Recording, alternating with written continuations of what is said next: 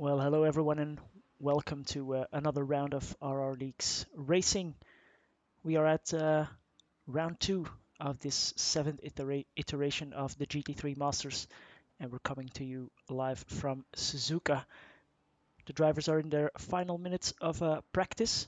They've just had their driver briefing with one of our staff members, and we will be diving into the action very, very shortly. But first, let's have a quick overview of what's coming up in this series and what we've already experienced. First of all, this is the calendar for this series. We've had Valencia 2 weeks ago, for which you can find a full stream also on this channel. So if you haven't watched that, go watch that after this race. Today we're at Suzuka, and we have 6 more tracks to go. In 2 weeks' time, we will go to Monza for a sprint weekend, then 2 hours of Mount Panorama, Hungaroring, Spa-Francorchamps with a 2.4-hour race, and then Brands Hatch and the Nürburgring to end off the season in the beginning of December. So we're set for a good spread of races across the next few weeks and months, and we hope to see you here for all the streams if you are not on track, and if you are on track, good luck already from my side, and hope you will be watching this stream after the race. Now, for today at Suzuka, as we see some action already in the background, we have a 2-hour race coming up. Firstly, a qualifying session in just a couple of minutes, but a 2-hour race session, 20-minute qualifying session in the dusk, so in the conditions the drivers are driving in at the moment, so 8 p.m., and then a race at 12 p.m. on Sunday. And we have some variable weather normally. At the moment it's dry on the track, but we'll see if that remains the case for the full 2-hour race. Current lap record holder is Amadeo de Keizer from last season's GT3 Masters with a 1:59.8. Let's see if anyone can beat that time in qualifying or even during the race. Let's have a quick look at our competitors for this series. We have quite a lot of teams on the grid. First of all, reigning champions Amadeo de Keizer and Bram de Pretre, who is our current drivers champion. We have Intense Racing, Cliff Bulke, David Dore, Jack Camaletto and Radek Pavlacek in Paradigm Shift, Fillingham and Arella in 77, Bayer and Dennis in Grizzly Racing, Alpha Shazoo for James Mead and Hannah Song, Boyd Transport Racing, Red, Murdo McLeod and Harvey Shepard, Tommy Kosunen and Florian Kutz make up Finger Racing.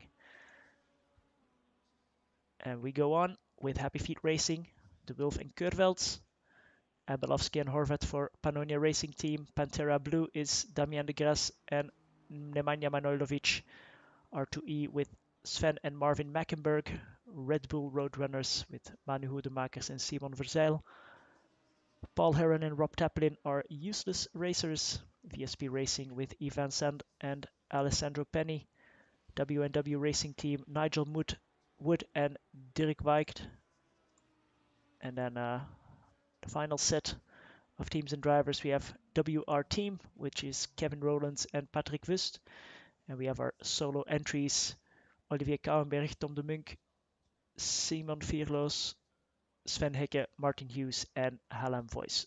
So that is our full sign-up list. We'll have to see how many drivers will be joining us tonight, but that's at least more than 30, as you can see in the background. So it is looking good. Now, as I said, we already had a race in Valencia 2 weeks ago, and that gave us the following drivers standings, drivers championship. Bram de Pretre won the race with a 9-second gap over Max Bayer. Cliff Bulke took a shock podium after Damien de Grasse retired from the race with only 4 laps to go. Ralph Arella took 4th. Then it was David Dore, Amadeo de Keizer, Marvin Meckenberg, Ivan Sant, Tom de Munk, and Sven Meckenberg rounding off the top 10. You can see all of the drivers there.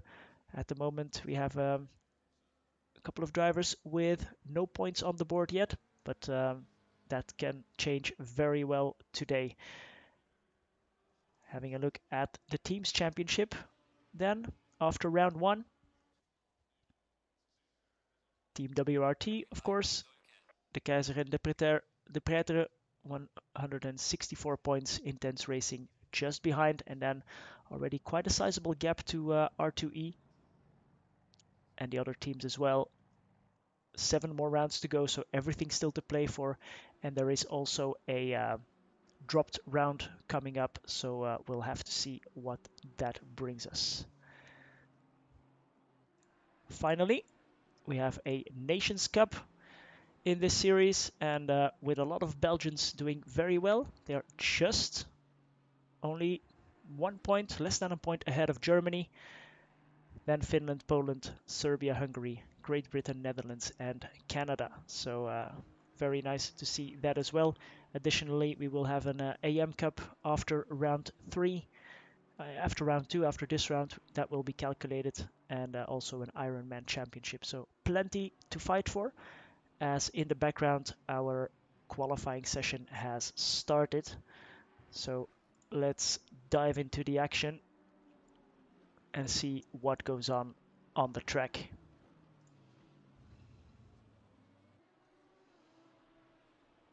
Here we are.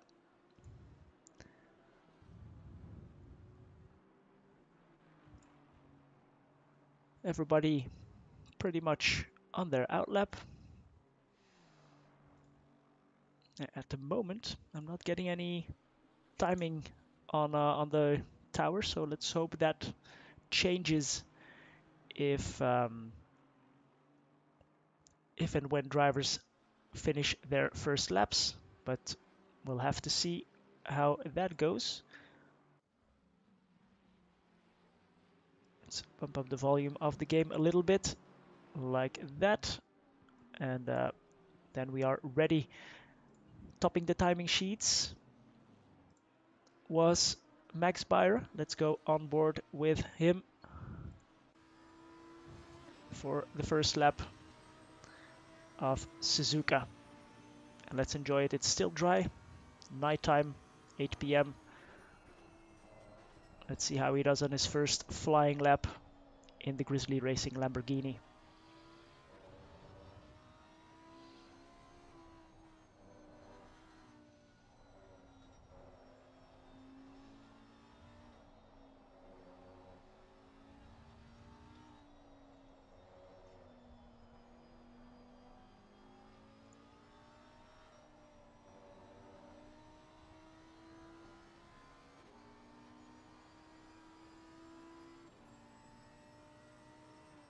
Everybody's starting their laps now, and Max, no big mistakes so far, so this might be a good banker lap. Let's see where this puts him. If we don't get any timings, then I will keep you updated as I have those on my other screen normally, so that should work out as well. And we also can bring up the timing table. Coming up the spoon curve now. Very difficult to get right, braking just before the start of the curves on the right. Turn it in, go very wide, and then very difficult braking there. Get it turned in and on the power as early as you can for this long straight. Going down to 130R, but a very decent lap for Max Beyer so far. We don't have any references, but he is doing quite well. And at the moment, I don't see any timings popping up. Has anyone done a lap yet? These should be coming in.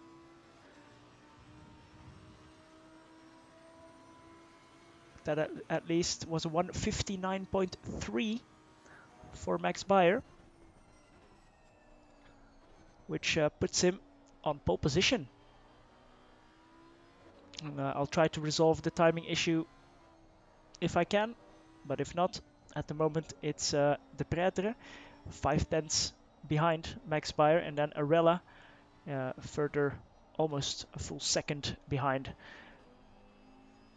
So let's go for a bit of an overview and follow Yves Van Sant, who is on a bit of a slower lap.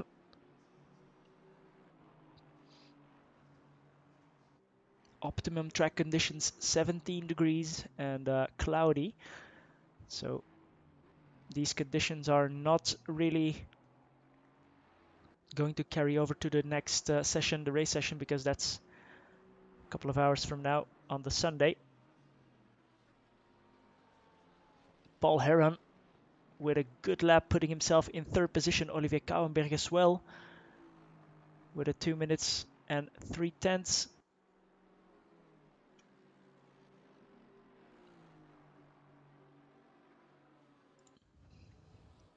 But if anyone has any pointers as to how or why I can get the timing to work, that would be great, because I really don't have any ideas right now.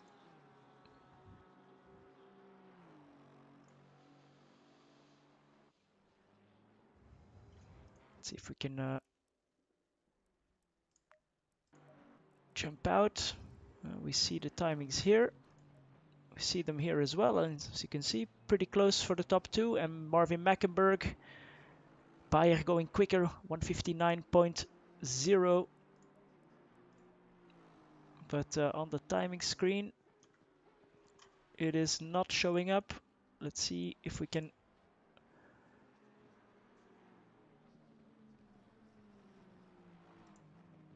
refresh that. Doesn't seem like it. So we'll have to work with this at the moment. Rob Taplin as well, putting himself into 5th position as James Mead also goes into the 59s. So the track at the moment seems to be quite a bit quicker than last year, where 159.8 was the top time. Amadeo de Keizer not here at the moment. We have 30 drivers on the grid so far. So let's see.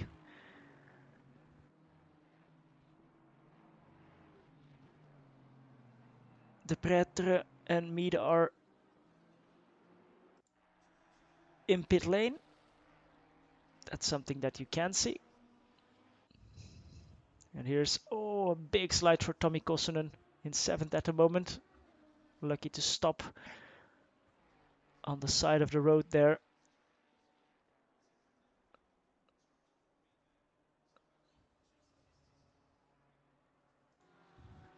And Marvin Mackenberg, quite a lot of Lamborghinis doing quite well here on this track. It seems Bram de Pretre mixing it up with the Ferraris and the Lamborghinis in the top 10. Big braking there for Casino Triangle, and missed that apex there for Marvin Mackenberg. Where, for example, is Cliff Bulke and David Torre, P12, P16. They are second in the team's championship. But as you can see, it's quite a busy track with 30 cars on the grid. So we'll have to see how we do. Rob Taplin just finishing his lap and putting himself in the 3rd position at 159.6. So it's very, very close between Bayer and De Pretre, and then a bit of a gap to Taplin. And then it's very close again with Mackenberg, Heron, Simon Verzeil as well, doing quite well. I know from experience that Sven de Wilf across the line, P20 at the moment, 201.3 is his current best lap. I know for a fact it's very tough to get a good qualifying lap here around this track. It's very, very difficult to get or to make a small mistake. So hats off to those who have delivered so far, which is Bayer and De Pretre.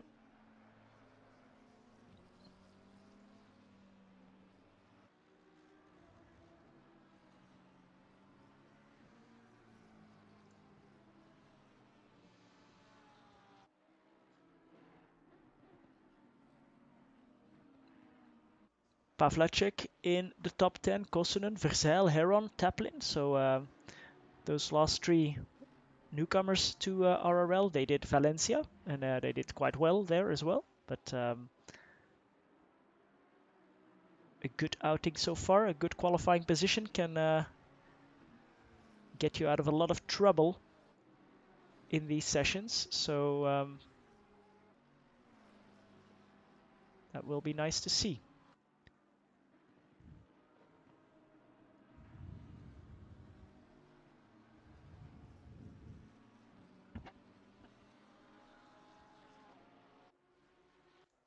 Arella in the 77 is in pit lane.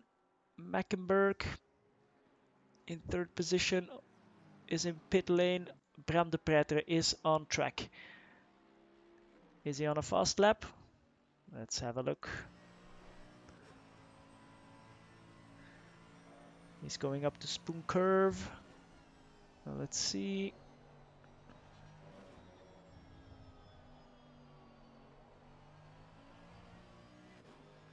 Early on the power.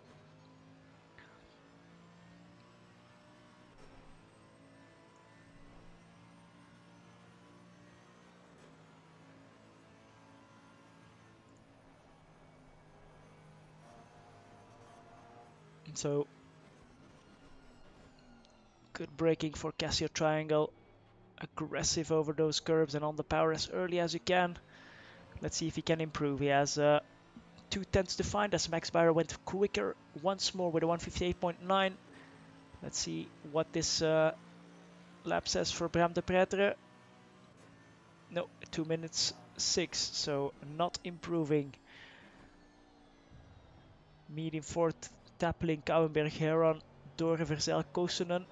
So I'm expecting Cliff Bilke to put himself into the top 10 pretty much.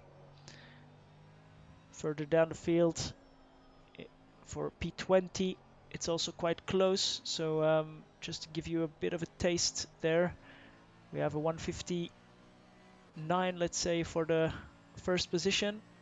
And 29th is a 202.4, so only 2.4 seconds separating these drivers.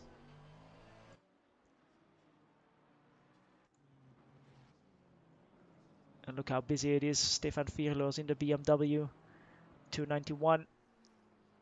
Oh, a bit of a slide there over the curbs. But as we know, with 7 minutes to go in this session, the race could be or could have some variable weather. So qualifying could possibly be null and void by the time we reach the finish line. We'll have to see. Kevin Rowlands now, P9. Paul Heron still in P10. Any changes at the front? Not so far. Cliff Bilke now going for another lap. His last lap was quicker, Cliff, but ran a bit wide on the Degner curves possibly to get an invalidated lap time, unfortunately for him. So we'll have to see if he can string a good lap together. Here, the Pretere still 2/10 behind.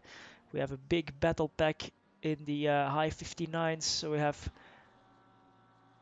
Taplin 59.6, Kouwenberg 59.7, Kosunen 59.8, Verzeil also 59.9, Rowlands 2 minutes 0.37, Paul Heron 0.87, David Dore 0.95. So it's very, very close indeed. Any tenth that you gain will gain you positions, that is for sure. Cliff Bilke 16th at the moment. And Martin Hughes currently at the back of the pack, but and in pit lane at the moment. So let's see if he still goes out for a good lap and try to mix it up there in the top 20. Sven Mackenberg, Marvin Mackenberg doing very well at the moment. That seems to be the strongest team around this track. Kosunen and Kuts. Where's Florian Kuts? Don't see Florian around, unfortunately. So at the moment, R2E, the best team. And Cliff Belke across the line, up to P7. So he got that lap together. 7th with his teammate, now in 13th with that action. So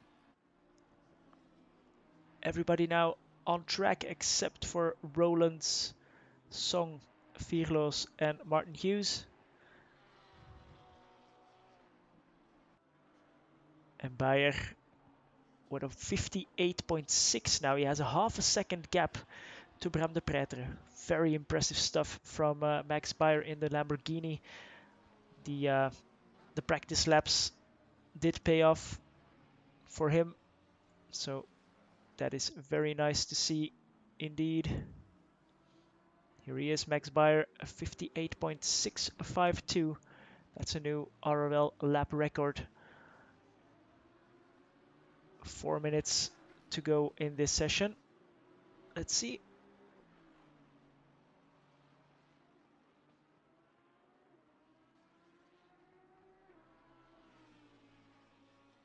Good evening to all the viewers. Very sorry we don't have a timing and scoring on the left-hand side of your screen, but I'm afraid might be down to ACC this time. I'm going to try and restart maybe the game in during the countdown session, but let's focus on the action now. So half a second for the front, but still very, very close there in the middle of the field. If you improve just a tiny bit, you move up the order. So very nice to see. And indeed, as you say, Matthias, Lamborghinis all the way on this track here. Further down the field, we have some McLarens, Mercedes. Of course, the Pretre in the Mercedes, still proving that it's not all down to the car. Certainly isn't. David Torre has improved to P11. So at the moment, still the Mackenberg brothers, the best team, but Cliff Bilke, David Torre coming close. Of course, they need to try and capitalize on the absence of Amadeo de Keizer from Team WRT, who are in the lead of the team's championship at the moment. If you have any questions or requests, I see some DND supporters here. So let's run with Dirk Weicht and let's have a quick look, because there were some drivers who said they would be willing to have a chat during the formation lap or the race, and Dirk was one of them. He is currently in P26, did a couple of laps. Can he improve? He only has 5,000ths of a second he needs to gain one position on Hannah Song. So very, very, very close.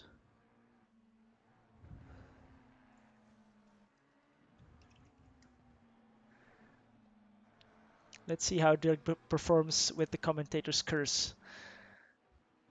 And let's see if we can go on board with him. Nope. This one rather. Yes. So at the moment, on a quick lap, 1 minute to go. So everyone who is not on a fast lap yet needs to get going, because it is ending here as James Mead puts himself into second position.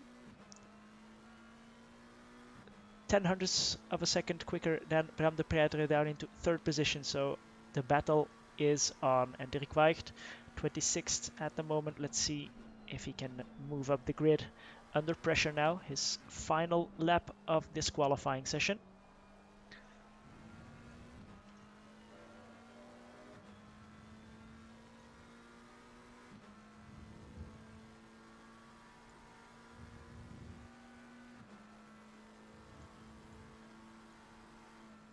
And we have Some Happy Feet Racing supporters as well. Nice to see. Sven de Wilf and Keurvelds. Keurvelds not on the grid for today, unfortunately. Let's see what can Dirk do. To the line now. And improves with 1 position. And about a 10th gained him that position over Hannah Song. Very nice to see. Now let's see who is still on track from the top runners. Olivier Kouwenberg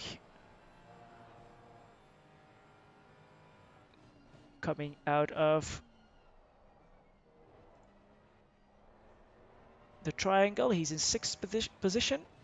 He has 5 thousandths of a second to catch Rob Taplin in 5th. Can he do it? Did he have a good lap? Cross the line. And he does. He goes into 4th position. What a qualifying session for Kouwenberg. Pipping Marvin Mackenberg by 30 hundredths of a second.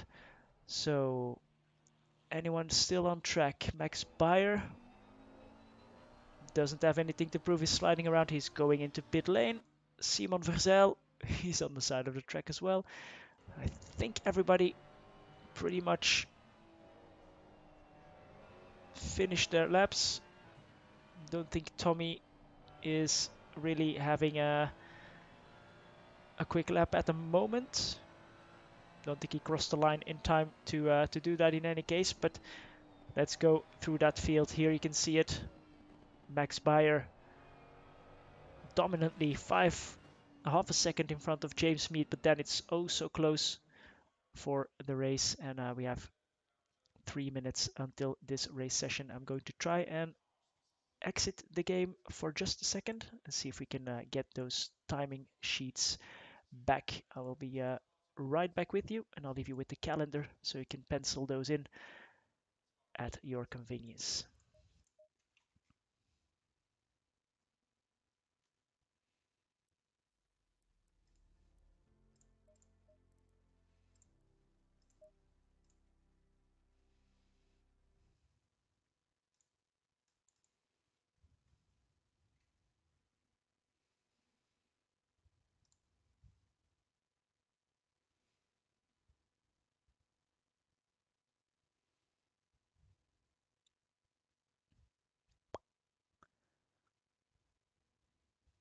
So we're restarting the game right now. Everybody is getting ready with their race setup.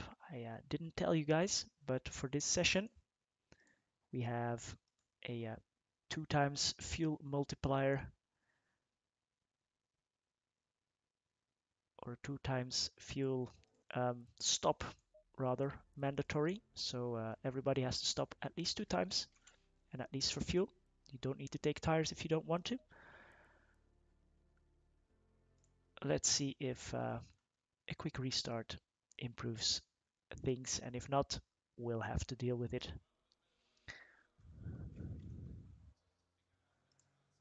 Everybody here sitting on the grid now.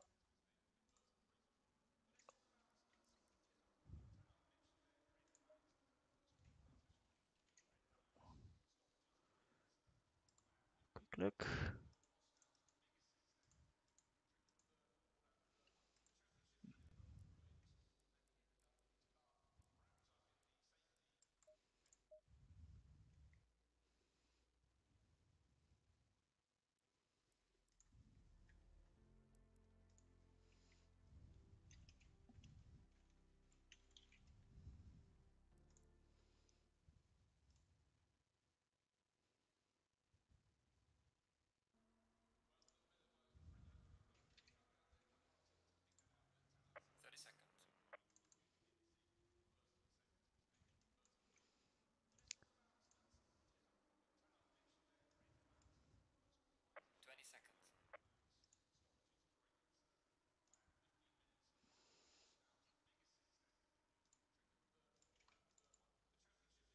Seconds.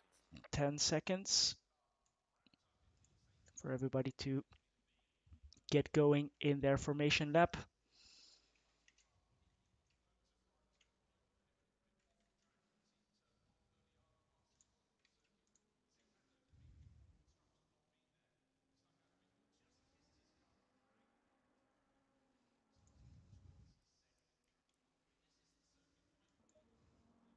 Here we are. So let's see if we can have a quick chat with one of the drivers.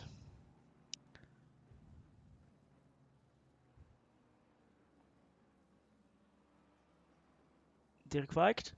Let's have a go. Hi, Dirk. Good evening. Hello, good evening. Hi. We have some supporters of you watching, and we were watching you take that 25th position from Hannah Song. That was pretty close. Yeah, was not the best performance in the qualifying, I would say. Oh well, but plenty of racing coming up. Let's see how the weather behaves, right? Yeah, I hope it stays dry and not Okay. turns into the rainy mess. Ah, we'll see. At least we have a dry start, and you're feeling good about the car. Yeah, I'm feeling Confident. confident in All right. myself, and let's see what the race will bring. Indeed. 25th. Stay out of trouble, and we'll see you in the top of the top 20 very soon. Thank you. All right. Good luck. Thank you.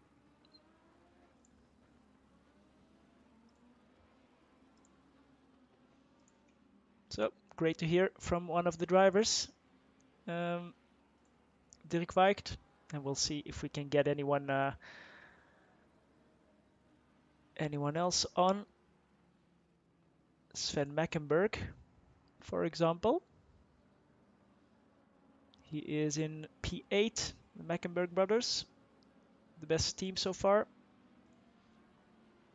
Hi Sven, Marvin, uh, good evening, and at the moment you're the best performing team in qualifying. Any famous last words before the race start? I'm really surprising. I feel like I didn't do well at all in quali. Okay, well, let's see if you can improve then in the following minutes. Let's hope so. And I Yeah. also don't really care about the weather. I'm actually happy if it stays dry. Yeah. Dirk Yeah, Weigt same here. said the same. So we'll see if it happens. Good luck, guys. Thanks. Bye. So always a nice insight. Everybody getting ready with their tires, getting everything warmed up as much as possible. Radek Pavlacek didn't catch the start of the race, it seems, as did Aoife and Sand. So they will have to start from pit lane once everybody has cleared turn 1. That's very, very unfortunate.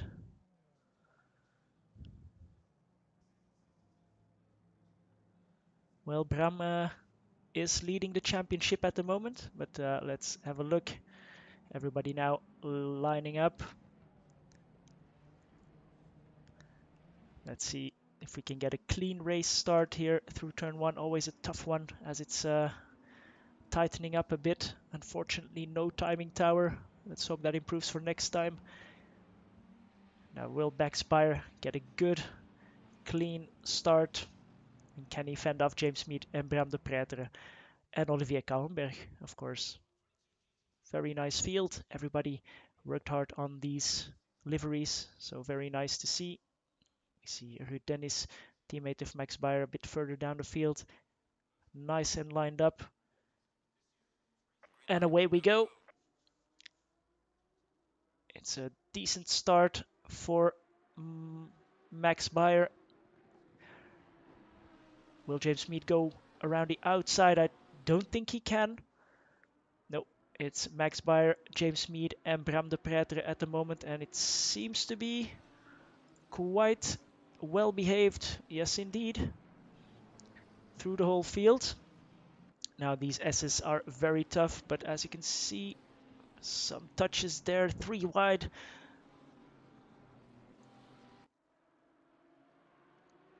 But at the moment, quite clean. Alessandro Penny had a lot of action in Valencia, and he's done it again. But at the moment, looks like It's a very clean start, so that is always good to see. Let's have a look at the leaders through the hairpin. Bayermi, De Pretre, Kouwenberg, Taplin and Verzeil. What an outing for Simon Verzeil, his second race at RRL, and well into the top 10 for now. First time through Spoon Curve. Let's have a look. This is what we want to see. A good race start, so everybody gets a clean shot at defending their position and then having a good battle. If you have a big crash at the end, then it's always very tough, but at the moment gaps are very, very small. We only have Ivan Sande and Radek Pavlacek here trying to catch up to the bottom half of the field. So let's see how long they take. Dirk Weigt now made it up into P23, makes a move.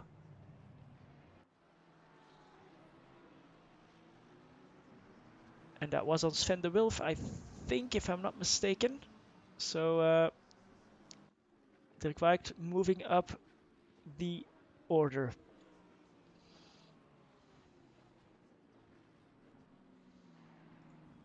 Alessandro Penny going through turn 1. As close as ever, and Dirk Weigt even setting the fastest lap of the session so far. So he has had a good first lap, P22 for him.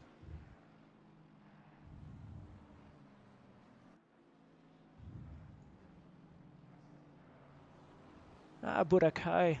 Nice to see you. Shame you're not joining the league at the moment, but feel free to watch it here. It's going to be great action. A cloudy forecast so far, but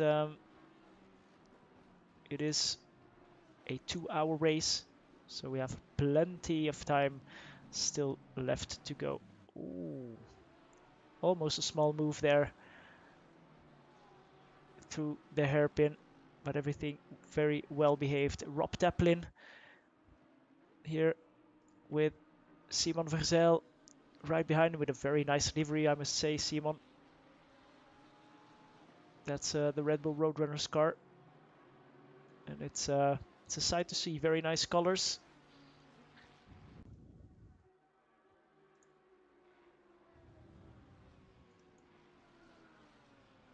And they are holding their own here in this packed top 10. Cliff Bilke, P8. Raffaella at the moment rounding out the top 10. What is the closest battle? It's Ruud Dennis. Was very closely following.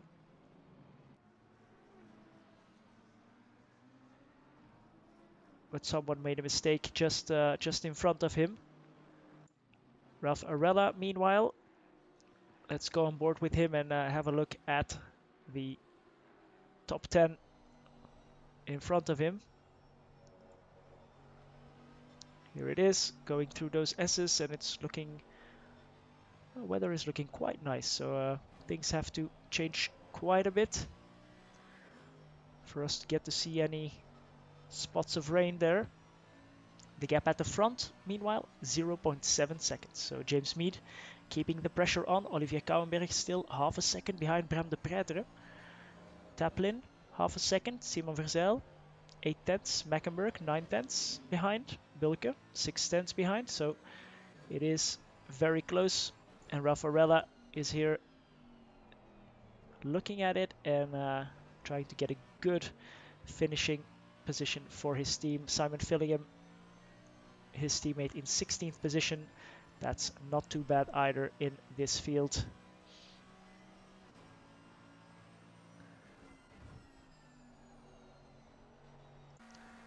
Nigel Wood, just saw him right behind Tom de Munk. Tom had some great battles as well in Valencia, but he is under pressure from the McLaren. So McLaren's moving up the field, and also Martin Hughes at the moment.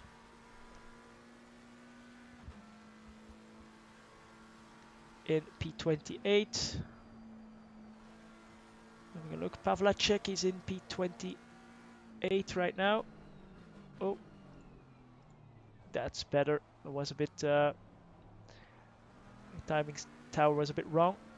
He was in 26th. Ivan Sander made it up to P25, but Dirk Weicht dropped down to last position. So he must have had a bit of an incident. Oh, very wide. His car might have some damage. It seems it will be an uphill battle from here for him, but we'll have to see. He comes into the pits, so unfortunately for Dirk Weicht, he needs to take his first pit stop already now and repair some damages. So he said he hoped it would remain dry. I think he will now hope it will start to rain so he can claw back a bit of that lost time, unfortunately. David Torre then leading a pack. He's 2.2 seconds behind Kevin Rowlands, but leading a pack with Heron, Fillingham, Camaletto, De Munk and Wood behind him. And made it up into P12 right now. The gap at the front still 0.6, 0.5 of a second. So everybody doing well. Have a quick look.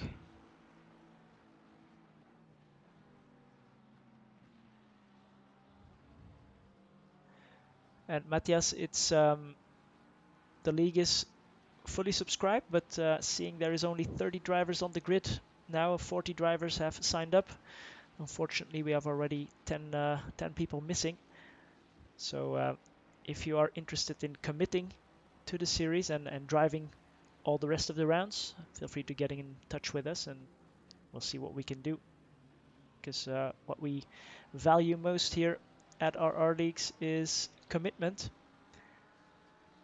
And that's a great segue as we see our two leaders slowly but surely pulling away from Bram, Olivier and Rob, who are behind, and Rob Taplin are really putting the pressure on Olivier Kouwenberg. We'll have to see from his perspective, can he get the job done and move into P4?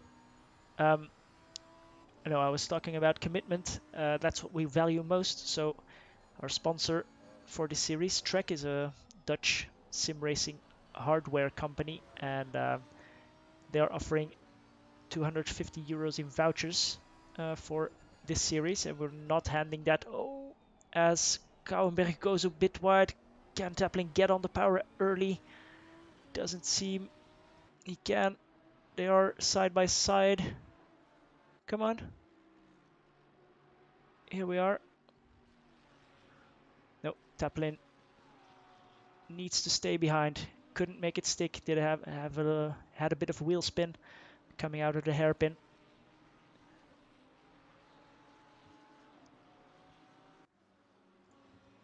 And here's our race leaders, James Mead. Just having a look.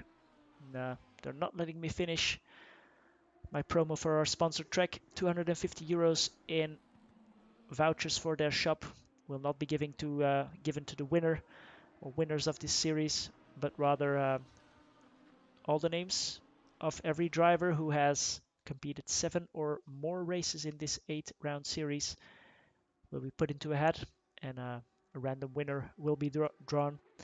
And the same will be done with teams. So any teams from which the drivers have competed in 7 of the 8 rounds, they will be put into a hat, and the winning team will receive 2 tickets to a GT World Challenge race of their choosing, with a certain limit on the cost for that, but teammates could be going to a race together. So that's what we value as a community, commitment rather than outright speed. We have drivers from all different abilities here on the track. The front runners are just as important as the people a bit further back, and everyone is having a great time so far, it seems. Nigel Wood here at the moment for W&W Racing Team. He is in the team with Dirk Weicht, and Nigel still behind Tom de Munk, the red Ferrari. Oh, gets a bit wide. Can Nigel move up the inside into the hairpin? No, he doesn't, but takes a bit of a wider line. Let's see if he can make that move in a couple of laps. Bayer, meanwhile, and Mead opening up a gap to Bram de Pretre, 3.5 seconds already. And de Pretre then has Kouwenberg and Taplin, 1.5 seconds, those two behind. So de Munk having to go defensive. Will Nigel Wood try something? Oof, going into 130R. Was trying to make the pass on the grass, but that's not possible. Oh, Tom gives him the space and lets him through. He's thinking the long game. Let's see if de Munk finishes in front of Wood at the end of the race. Let's see if that was a wise decision from him to just not battle it out and maybe follow Nigel around as he thinks he's quicker.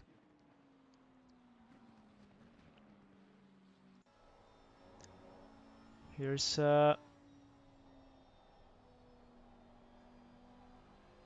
Marvin Mackenberg, 7th, and his teammate Sven in 9th. So at the moment still doing very well.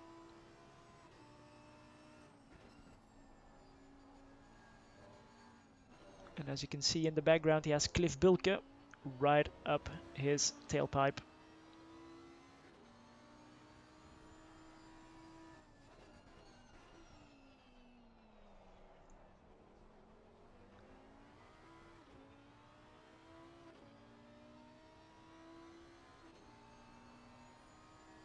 Hey Burak, always open to have a chat about that, so feel free to PM me. No, Bram is at the top of his game. Last race in Valencia, you can rewatch it. He was really at the top of his game. He did have a shoulder injury over the last half year, so didn't do much driving. This is his first series back, but as we see in the timing tower, Lamborghinis are quite strong here. Maybe Bram is just looking after his tires, also very possible. But Kouwenberg and Taplin, that's a, is that a change for position? No, it isn't, but it was very close.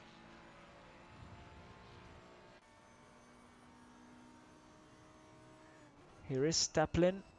Not sure, he was showing quite close to Bram, but that was just a fluke, it seems. And let's see Jack Camaletto in the beautiful paradigm shift Ferrari, battling it out with his fellow staff member Cy Fillingham.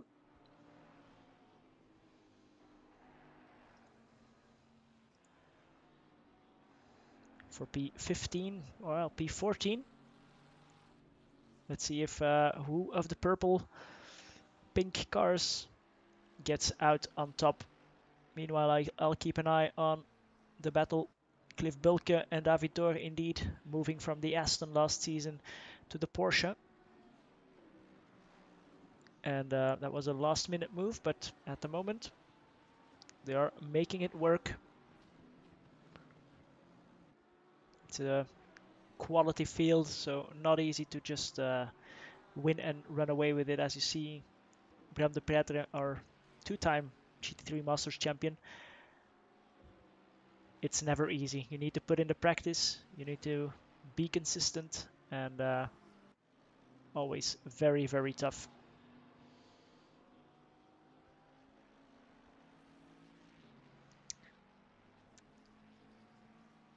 Who didn't we see yet today?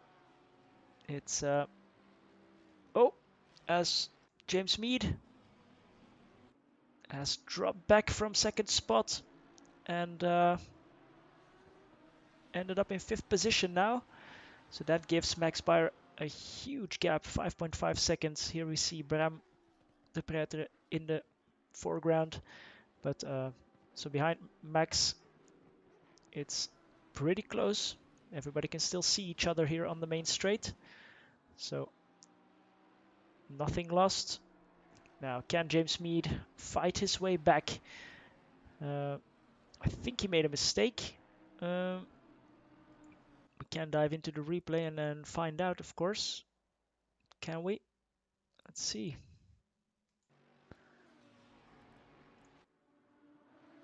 Here is Mead. Oh, yeah. So coming out of Spoon. Coming out of Spoon curve, it seems.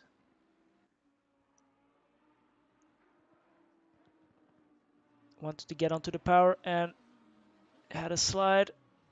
No contact with the wall. Well, just a small touch. And that puts him back a couple of positions as he rejoins the race. So a very important moment there. And this gives Max Bayer a over a 6-second lead, it seems, at the moment. So very, very good for him. The more cushion you have, the better. Good that we could catch that. Cliff Bilke, I see him on the timing, on my timing tower at least, all the time, less than half a second behind Marvin Mackenberg. So Marvin really soaking up that pressure. And he was open to have a chat during the race, but only during the quiet portions. That won't be it today, or right now at least.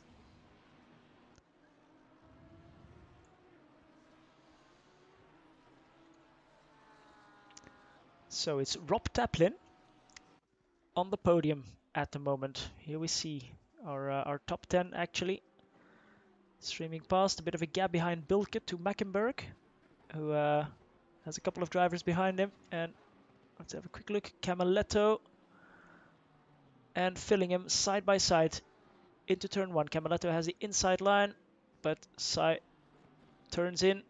Had just a bit of a gap, but Camaletto really putting on the pressure still for P14.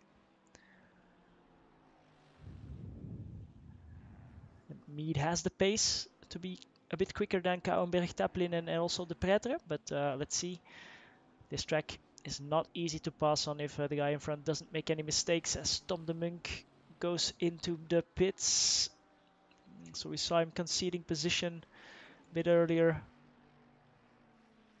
to Nigel Wood. He's in the pits now. Dirk Weicht, his teammate at the moment, still in 30th position. Sven de Wulf, 28th. And Frank Koyak is Frank Kerveld's, if I'm not mistaken. So that's the other part of Happy Feet Racing. As we have side-by-side action there between Pavlacek and Sven Hecke. Sven Hecke at the moment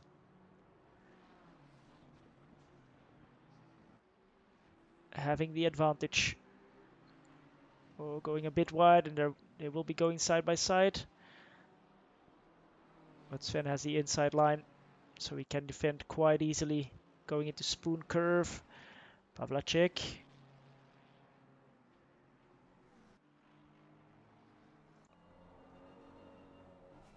Let's see.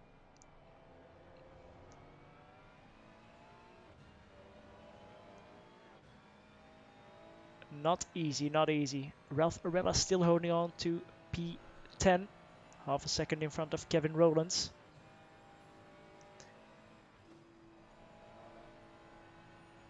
And negotiating this corner here. 130R on worn tires near the end of the race. That will be tough. Oh, Sven goes wide. Don't hit each other. And that is move done for Radek Pavlacek. Just the tiniest of mistakes by Sven Hecke. Pavlacek up into P21. Of course, he started from the pit lane, so that's not too bad. His teammate Jack Camiletto is in P15 right now. And James Smeed. Oh, just a small mistake from Kouwenberg. He has the outside line. Oh, James makes it up the inside. Can he get it stopped? Yes, he does. Great overtaking move. Great move taking advantage of that small mistake by Olivier Kouwenberg, who will be kicking himself to let that happen. He is the top Ferrari driver now. Simon Verzeil is now right behind him and a bit wide there for James Mead. He doesn't want to repeat that mistake, so his exit out of Spoon Curve might not be the best in the coming laps as he regains confidence in himself. The gap at the front, 6.5 seconds.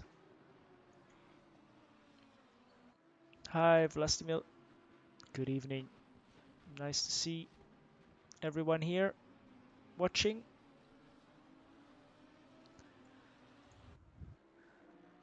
This great action from the GT3 Masters.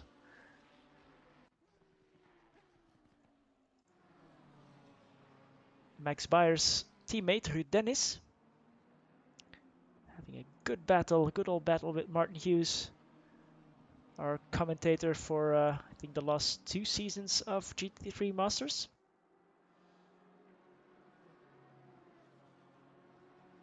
So these 2 staff members having a good old battle. Ruud providing the graphics used here for our broadcasts, our promo material, etc. So props to him for how the broadcast looks. At the moment, no rain in sight.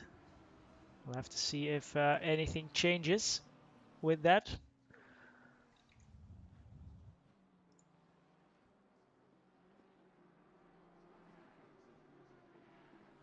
Oh, side by side. Ruud Dennis up the inside of Martin Hughes. Just a bit of contact. Oh, on the grass. And another car involved, unfortunately. Let's have a quick look. Who is that just in front? That must be Sven de Wilf. Yeah, he's now stuck still behind Martin Hughes. So let's see. Sven seems to be a bit quicker. And I think, if I'm not mistaken, no, not Sven de Wilf was not willing to chat to us during the race, only during the formation lap. Oh, wide for Martin Hughes as Sven makes his way through for Happy Feet Racing. His teammate in P23 in front, but a lot of action as Ruud goes very wide here indeed.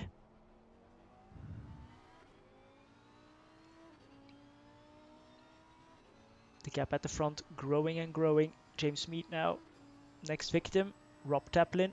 He's 7/10 behind. So we'll have to see.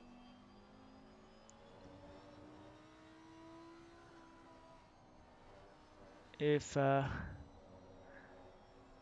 can get onto the podium from here after that mistake.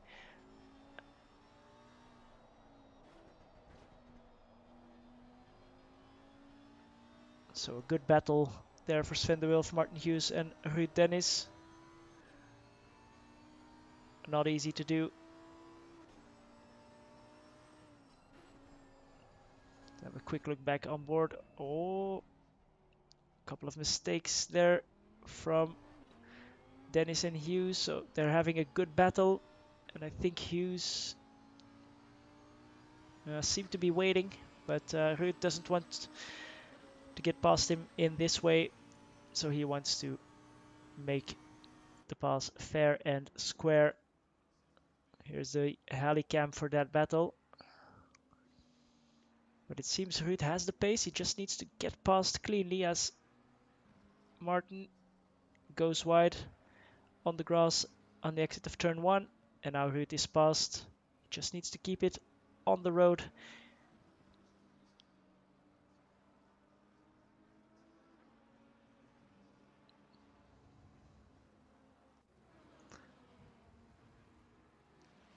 This is another battle brewing. Hannah Song and Stefan Vierloos into the hairpin. Lamborghini versus BMW. We know the Lamborghini is quick here, so we'll have to see. Sven de Wilf is 5 seconds behind, so that gap is quite sizable. Oh, there's rejoin from, was that Pavlacek? Let's see. Yeah, looks like it is.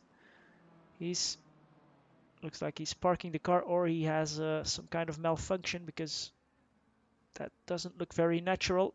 But we lose Radek Pavlacek, dropping down the order, unfortunately. So a bad race start for him, and it goes from bad to worse. Can he get it going again? Looks like some kind of wheel issue. He gets going again. So let's see what he can make of this race still. Where are the battles brewing? His teammate, still behind Cy Fillingham, still trying to hunt him down. Let's see. Looking back from Cy Fillingham.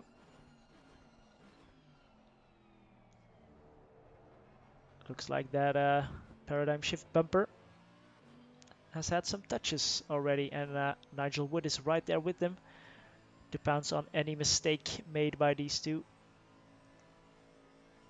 Meanwhile, De Pretre, Taplin and Mead are separated by less than 7/10 of a second. So De Pretre really under pressure from the two Lamborghinis.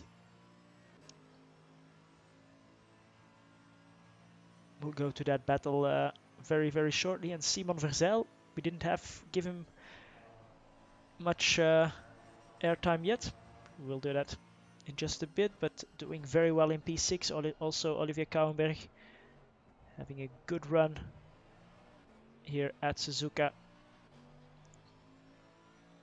Fillingham going defensive,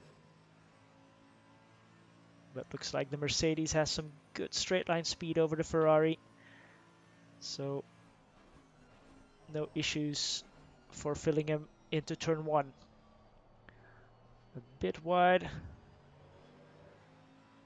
I think the strength of the Ferrari might be through the S's here.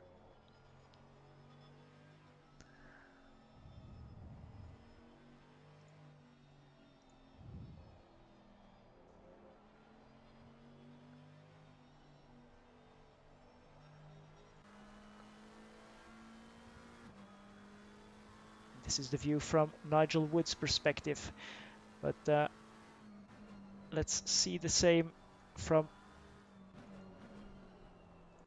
Marvin Mackenberg's perspective. No, this one, sorry. This one here. Simon Verzel in the beautiful Red Bull Roadrunners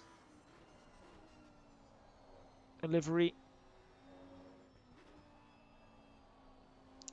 Right on the tail of Olivier Kouwenberg. Two Ferraris versus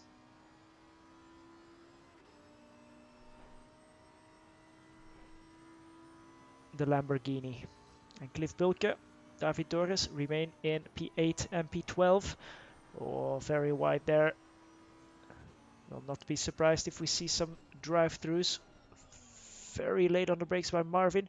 Has to take avoiding action and needs to get going again. But he does lose some time there. He isn't as close as he was. As we see a train of cars there in front. That's our leading pack. That's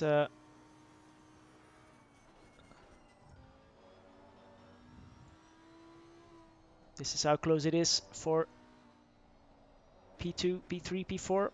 Mead following Taplin and De Pretre around. But let's go to these shots here and have a quick look at Max Bayer, is he coming up on any traffic so far? Let's see, he's number 392.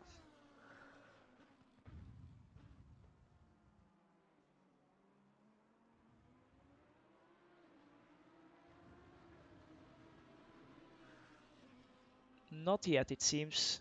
No, he's has a clear road ahead to number 606. That's Martin Hughes. So he has a big gap in front. Radek Pavlacek is now our final racer on the track.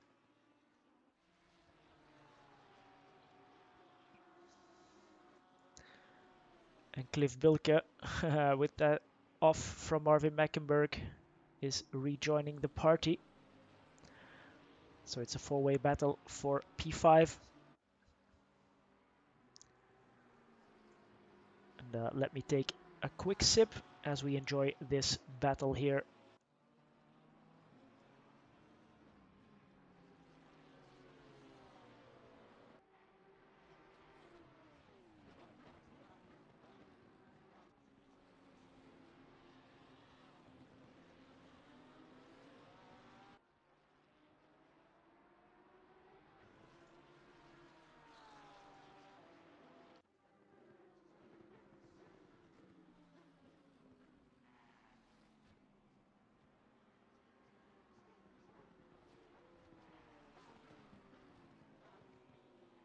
So there are some real battles brewing here.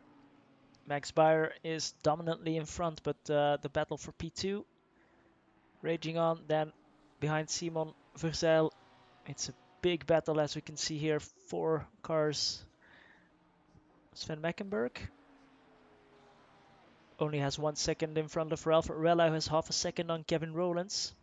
Then it's a bit of a gap to David Dore, but gaps are remaining very, very small for more than half an hour of racing so far. So everybody still going strong. We still have 30 cars racing. Yes, Pavlacek got going. He's in last position, but he is on the track, so everybody going well.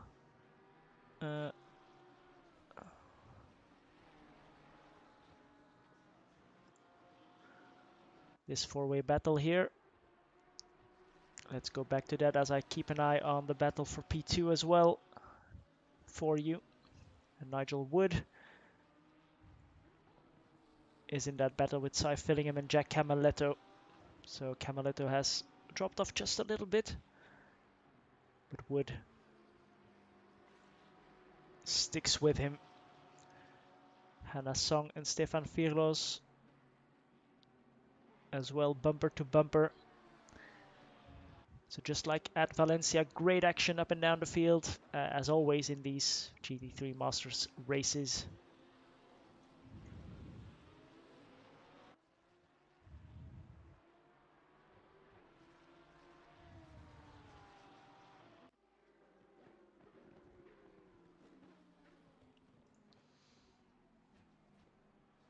Very nice shot there.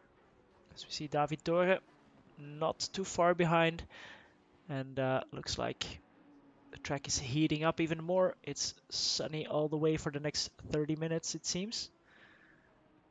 So will the weather spice things up near the end of the race? We'll have to see. We're quickly going to that Mead and Taplin battle, because that's getting closer and closer. Braking for Degner 1, then Degner 2. And Bram de Petre soaking up that pressure.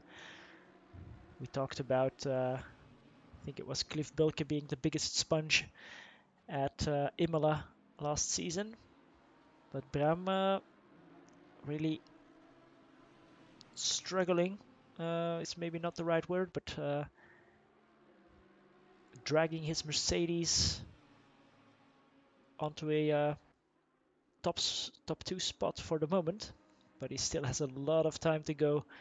And we have 2 stops for fuel to go. So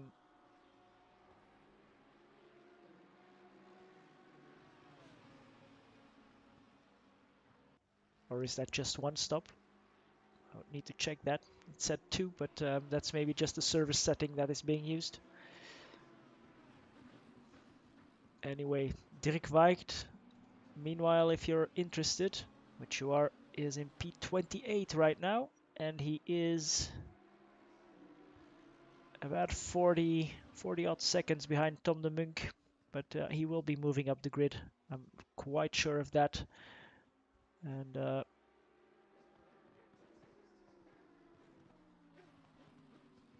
that Ferrari in the background is Tom de Munk. Let's check if that is correct. Yes, it is.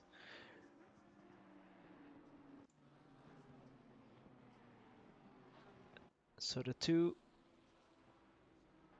Mackenberg brothers, Marvin, harassed by Cliff Bilke, Sven harassed by Ralph Arella. Arella wants to move up the order in the top 10.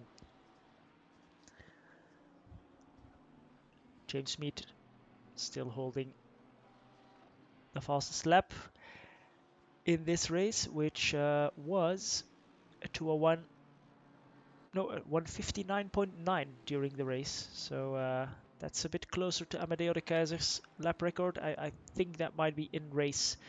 So we're about as quick as last season, which seems correct to me. Tommi Kosunen is in the pits and dropping down the order. Is he just in for a normal pit stop?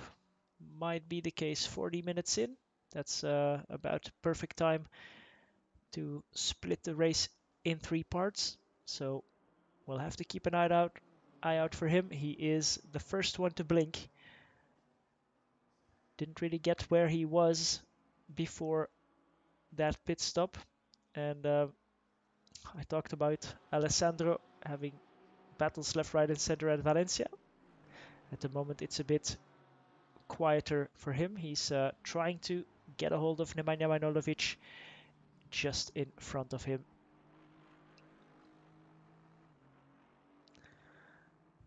Let's see if anyone else pits. Kosunen pit exit.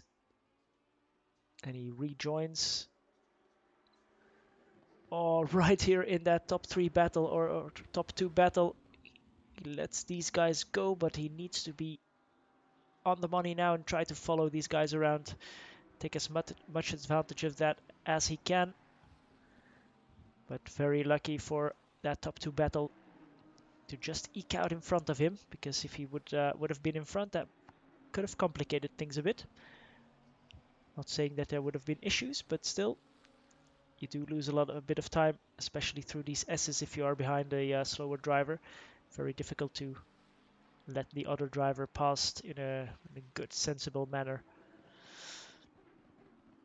Martin Hughes making it up to P25, so good to see the guys moving up.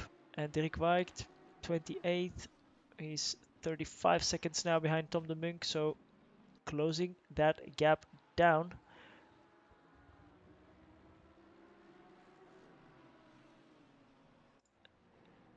Here's back to our Fillingham Camaletto Wood battle.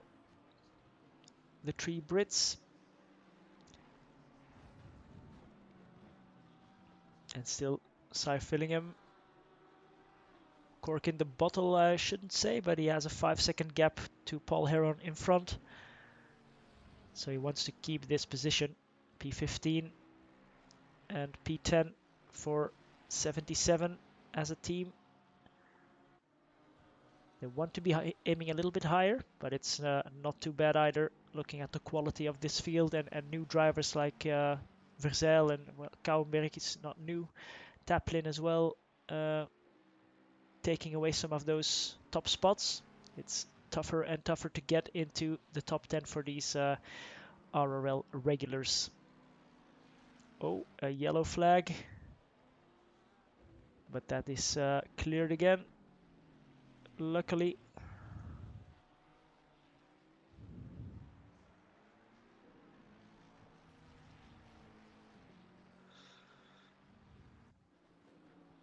No pit stops so far.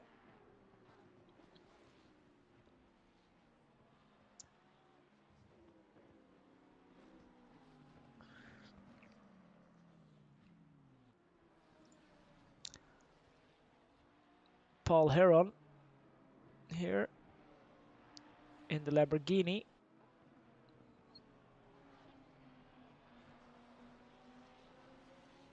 He's in front of this battle with Cy Fillingham, and he's... Oh, Kouwenberg has dropped out. Did he have a pit stop? Last lap to 11, so no pit stop for him. Let's see if we can find what happened to him. Kouwenberg.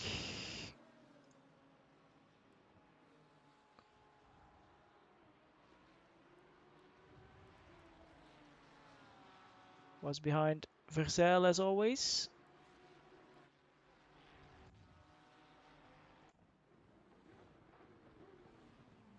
Oh, he was stabbed by one of the Mecklenburg. It must be Marvin, I think, in the braking to the Casio Triangle, unfortunately. Let's have a quick look. Marvin Mecklenburg.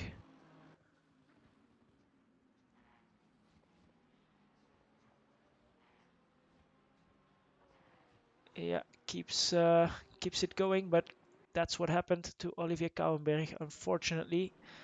So Kouwenberg now down into P12 after recovering from that and finishing off his next lap here. So tough one, but still plenty of time to go, and a P12 at the moment with some nice perspectives, as you can see in front. He does have Paul Heron just behind, and this puts Cliff Bulke into P6 in front of, yeah, he passed Marvin Mecklenburg then, so Marvin and Sven now right together.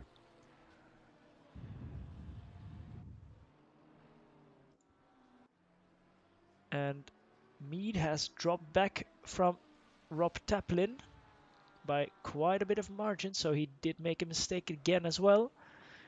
He's now right in the clutches of Verzel and Bulke. Here you can see that's Bulke in the background in the Porsche.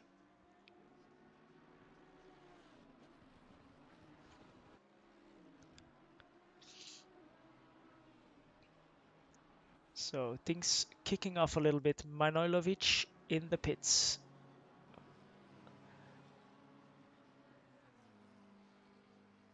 And about a 10-second gap to the lead of the race now.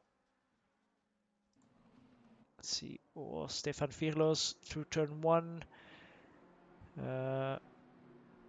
Is this Max Bayer in this battle? No, it's not. So then it must be Ruud Dennis, who was in the middle of this battle between Hannah Song and Stefan Virlos. Here's Hannah Song, James Mead's teammate. Mead in P4, but the gap to the podium has become a little bit bigger. 2:08 for the last lap. Rob Taplin at 2:03, so also not a great lap for him. 2 minutes flat for Max Bayer on the last lap. 2 minutes and 6 tenths. Sorry. So lap traffic now also coming into play from time to time.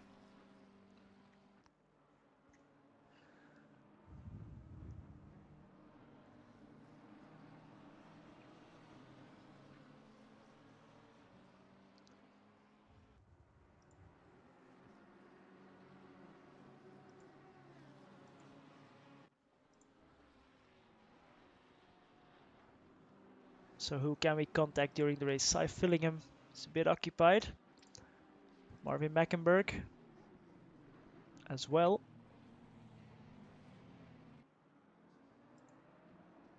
Dirk Weigt. Let's see.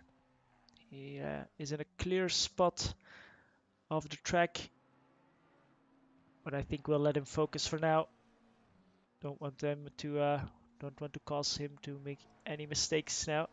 And James Mead, he's recovering from that off, so let's not disturb the drivers as Nigel would is now in the pits. He was right behind that Fillingham Camaletto battle, so maybe he's trying to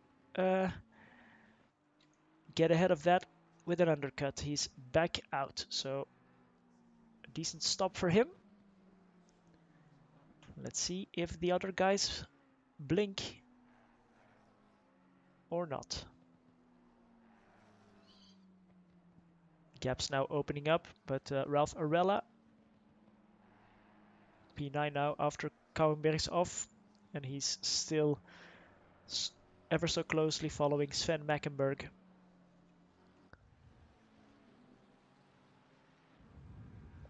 Let's keep an eye out for pit stops.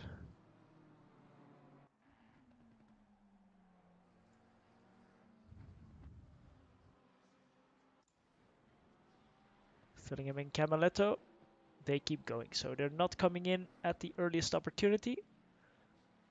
Let's see what these guys can do, and let's give you some action here.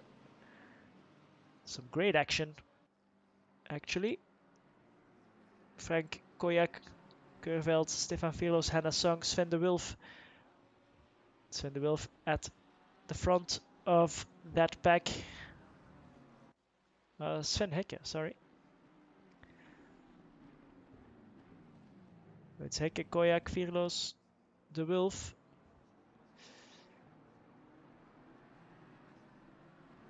Very nice. Oh, and wide there.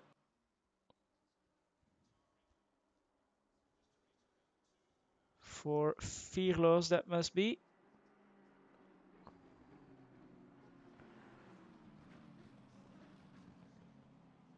These guys are going at it.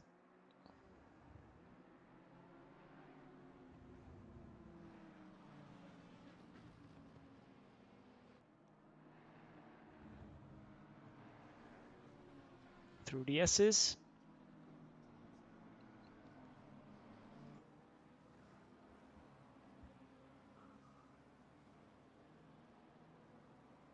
Oh, Hannah Song going down the order. I think that was. Yes. So it's Sven Hekke.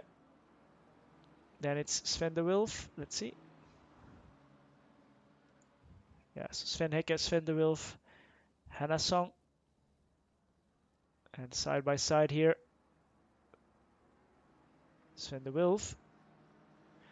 Going places for Happy Feet Racing. His teammate right behind. Does he move up the inside? Oh, keep it tidy, guys. Keep it tidy.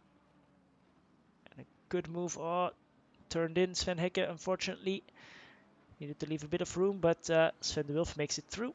And Hannah Song is right there, ready to pounce. But a bad exit there. But side by side through 130R, not something you just do in sim racing. Oh, and a bit wide there for Sven Hekke. Will he lose position to Stefan Velos or Hannah Song? Great action here in the bottom half of the top 20. Let's see. Hekke goes defensive.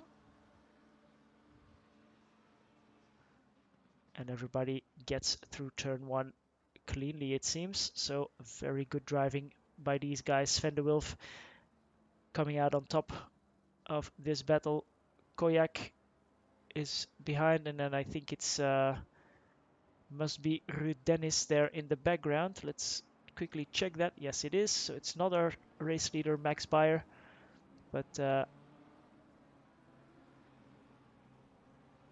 very nice battle here. Let's stick with it, because Sven de Wulf has checked out. No, sorry. Yeah, Sven de Wulf has checked out. But Sven Hekke is holding up these two guys in a bad exit for Stefan Velos.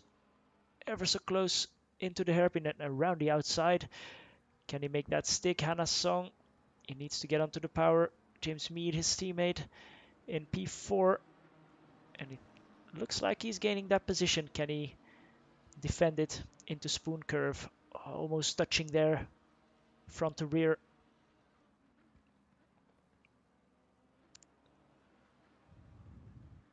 Bravo, guys. Very nicely done. And Hannah Song is there looking at this, thinking, I want a piece of that action.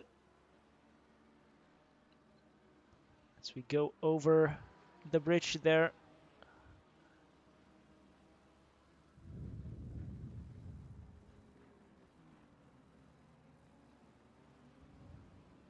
And Dennis really sticking with these guys, so that's nice. Nice for him. I think he is a lap down, but still sticking with these guys.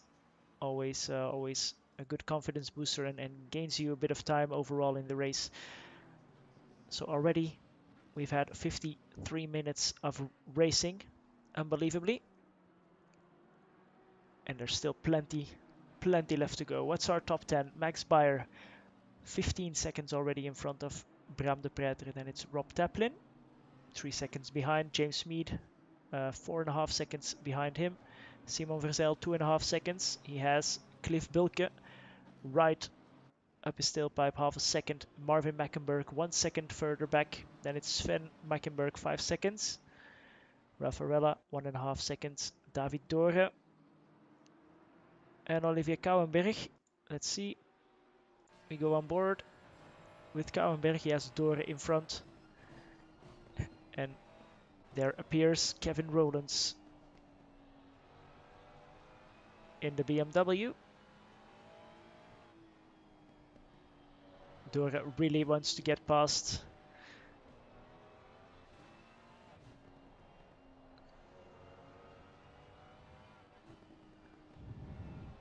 Oh, and there's an off. I think it's Martin Hughes, but he recovers quickly and without harm to this battle.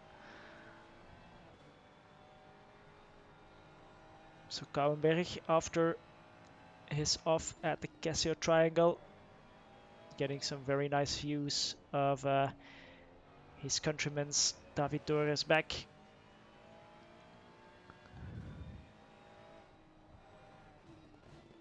So Dore, P11 after that mistake. His teammate Cliff Bilke, P6. Marvin and Sven Mackenberg still the top contenders in terms of the team's championship here, 7th and 8th position. The battle with Kurveld, Song, Manojlovic has joined that as well, ever so close. Sven Hecken is in the pit lane, Vierloos is in the pit lane, so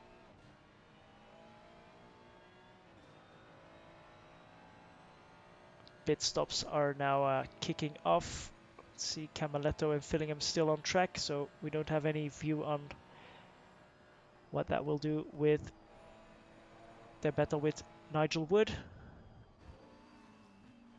But here, that's Manojlovic getting past Hannah Song. Just caught the end of that.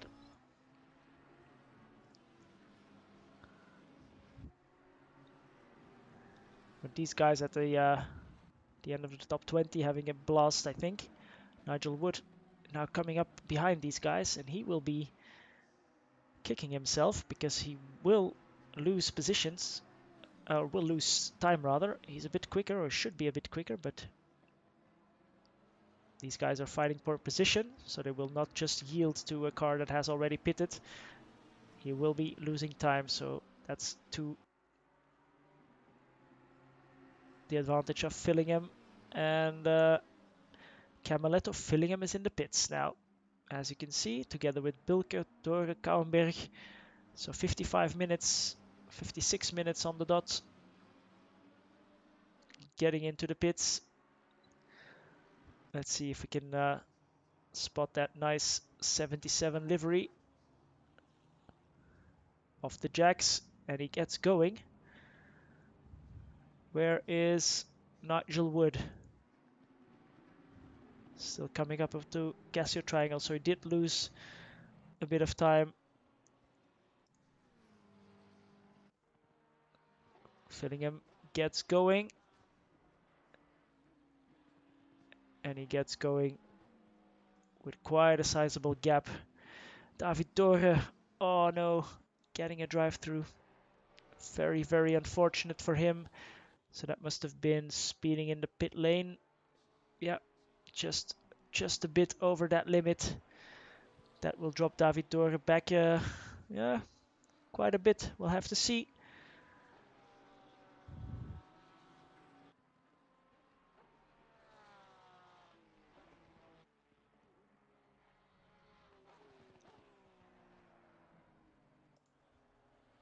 Let's see, Camaletto. Does he come into the pits? Fillingham has James Mead as well in the pits.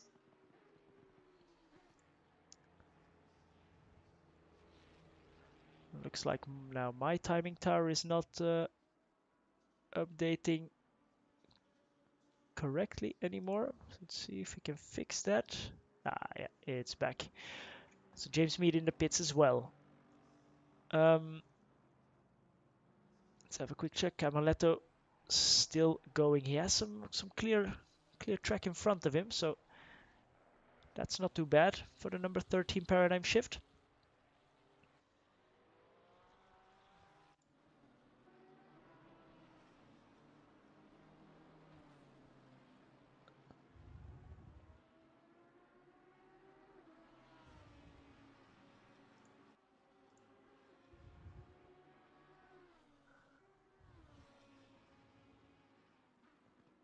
But I will be...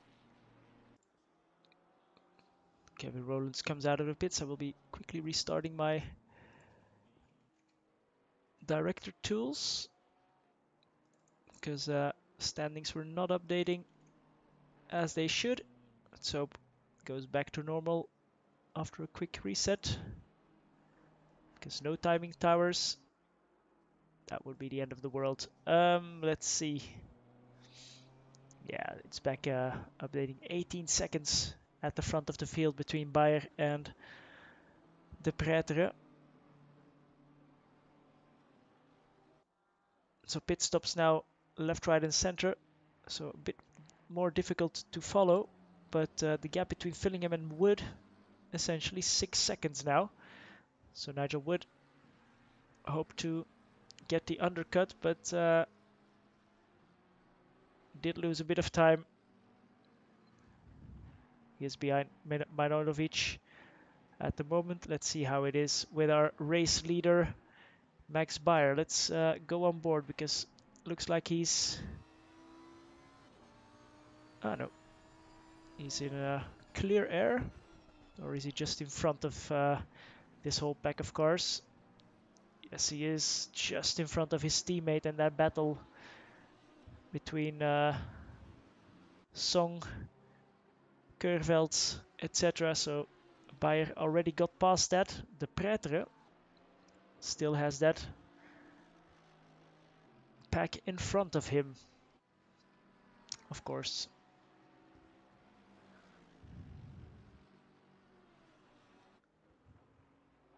Pretre has Dora in front, I would think. Yes, Dora coming out of the spoon curve, and Martin Hughes picks up a stop and go 30 as we get to the halfway point of this race. Still forecast dry, so quite a lot of drivers will be happy with that. Another stop and go 30 for Jack Camaletto.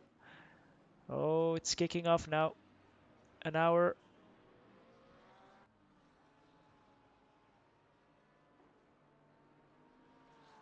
And some people picking up penalties.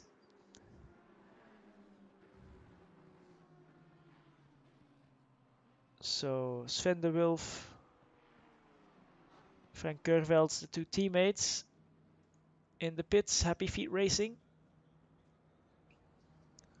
Let's see where they end up. So after an hour of racing, we've had some great action.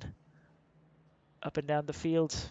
Now the last of the pit stoppers, well, not last because Max Bayer, De Pretre, Taplin, Mackenberg, Arella, Heron, they didn't pit. James Mead has pitted already.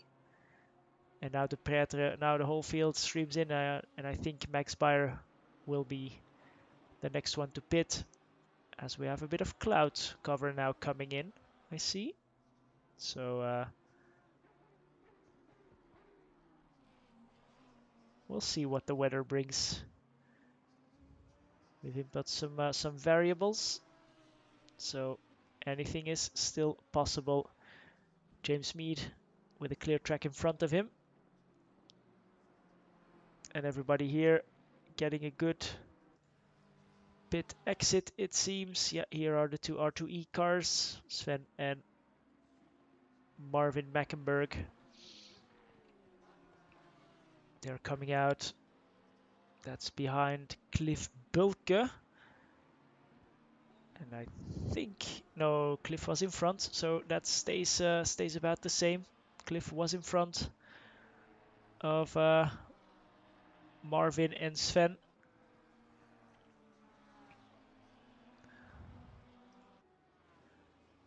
Jack Camaletto serving his pit stop penalty. So James Mead right on the tail of Rob Taplin, who had pitted as well, but James Mead obviously getting a better pit stop, getting that sequence of shutting down the engine, getting into position just right. Didn't gain the position, but he is right there on the tail of Rob Taplin. Oh, up the inside. And he makes it stick. That was a forceful, but I think from my perspective, fair move. So James Mead onto the podium. Can he bring the battle to Bram de Pretre? He's 4 seconds behind, fresh tires. So the beginning of his stint, this should be the moment to put the hammer down. He is the fastest car on the racing track so far in this race. So eager to see if De Pretre can get close, as De Pretre gets past one of the back markers in the BMW.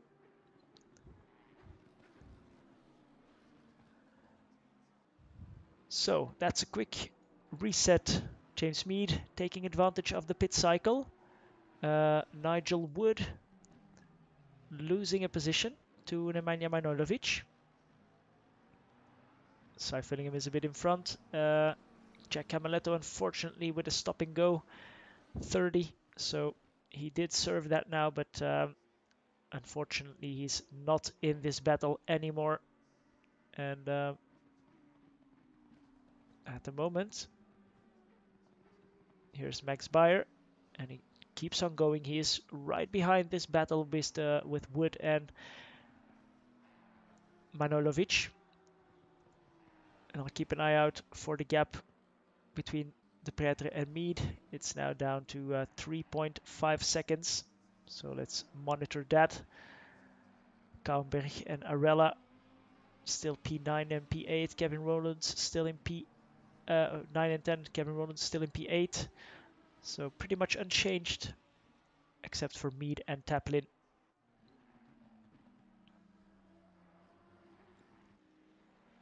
Great action from Suzuka as always.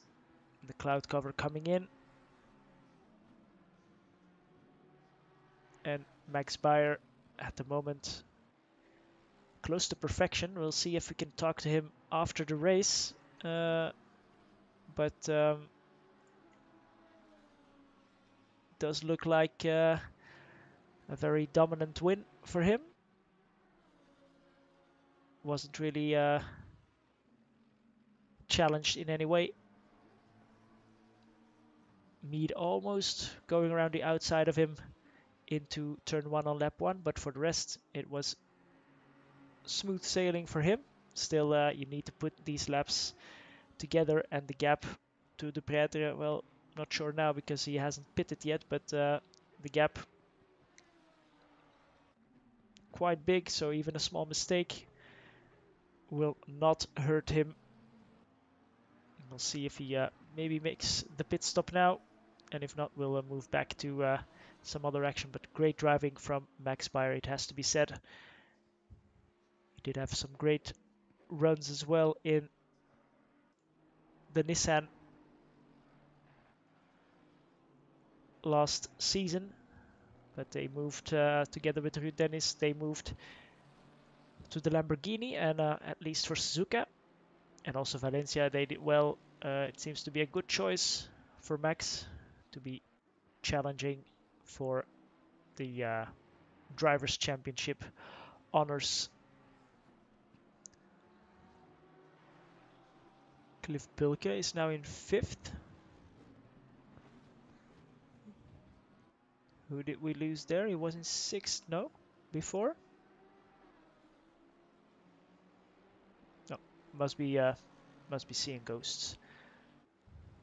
So let's have a quick look at the track map. So in the middle there, that's Max Bayer 392.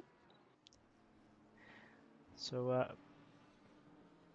quite a bit of clean air there. Most of the cars focused around the second half of the track right now. Drive through for Ivan Sand, of course. Well, not of course, unfortunately, I wanted to say. But very tough. Sorella has a look, but opts to not go for it. Our Rekordmeister, they would say in Germany.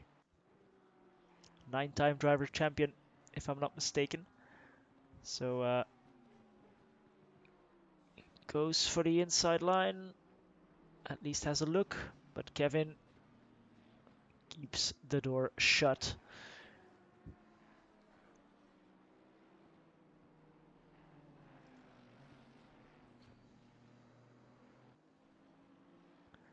And Olivier Kouwenberg,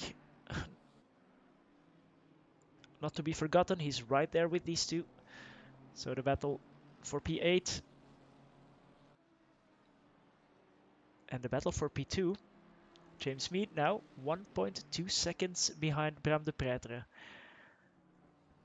Fireworks incoming, I would say. Let's see if that comes true. And Nigel Wood now, instead of stuck behind Camaletto and Fillingham, he's now stuck behind Manojlovic. So white knuckle racing for him today.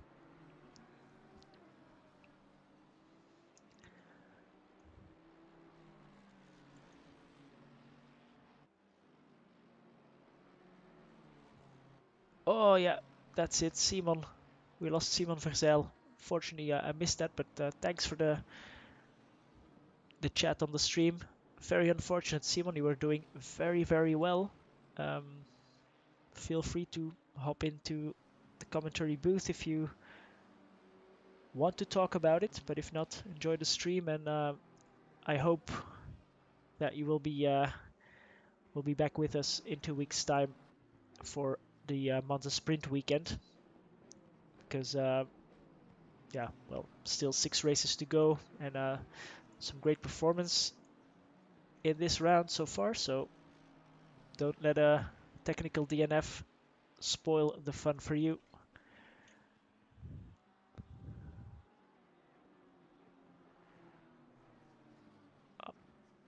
And we've lost Mead again. That's what I saw. We'll have to check that one because Mead.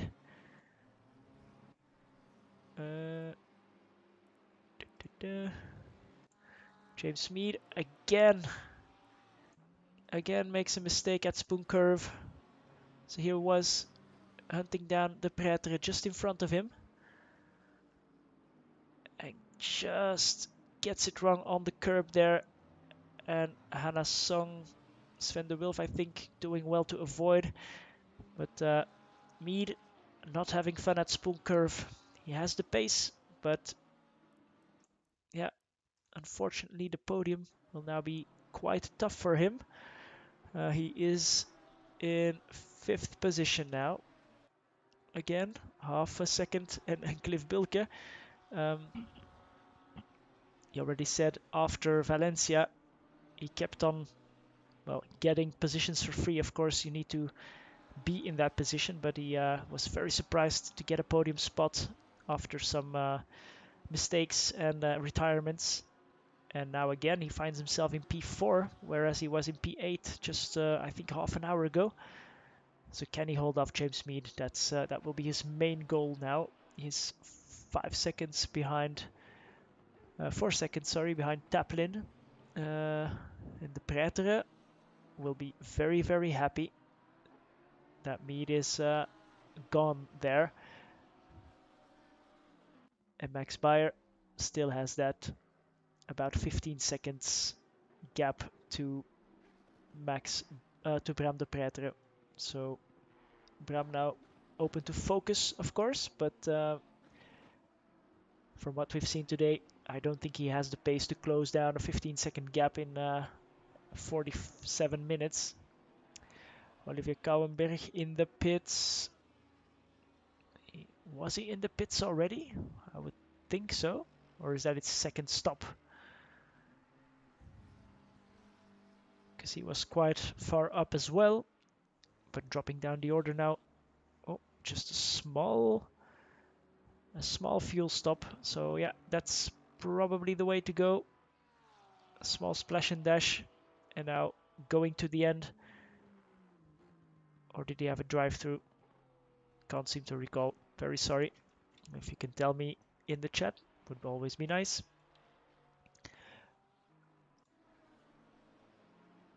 And Mead has gotten past Cliff Bilke in the hairpin, it seems.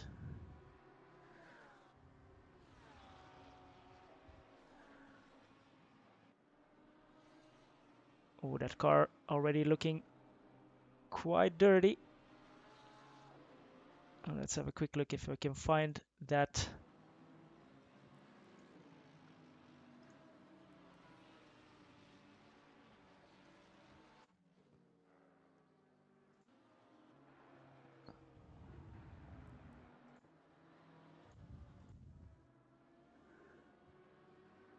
Not the greatest exit from Bilke out of Degner 2. It's me just going to throw it up the inside here. Oh, yes, very wide from Cliff Bilke, and Mead making that move stick. So very nicely done. And Bilke still behind Marvin Mackenberg right there with these two in the background.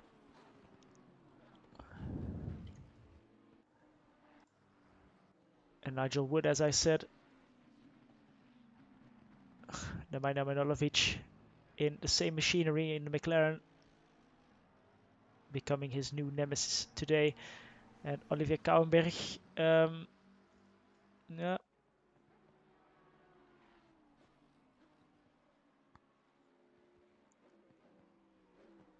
Let's see if we can. I think it's just a normal stop, a normal small splash and dash for him to get rid of that second pit stop requirement, I guess. Maybe some guys will leave that to the end for the case where there would be rain and they need to pit for rain tires anyway, but pretty sure a 2 times fuel multiplier or a two fuel stops are mandatory here. So Kouwenberg, one to watch and see if he storms up the order later in the race when everybody makes that pit stop. Going to quickly leave you with this battle, have a quick sip, and or leave you with this battle maybe. Arella versus Rollins still. I'm quickly going to check the pit stop requirements for this race. Sorry for that.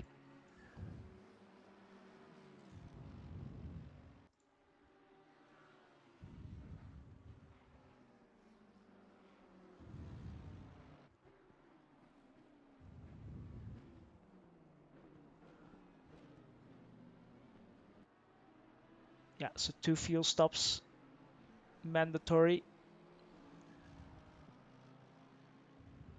for this 2-hour race. So we'll see some people still coming in.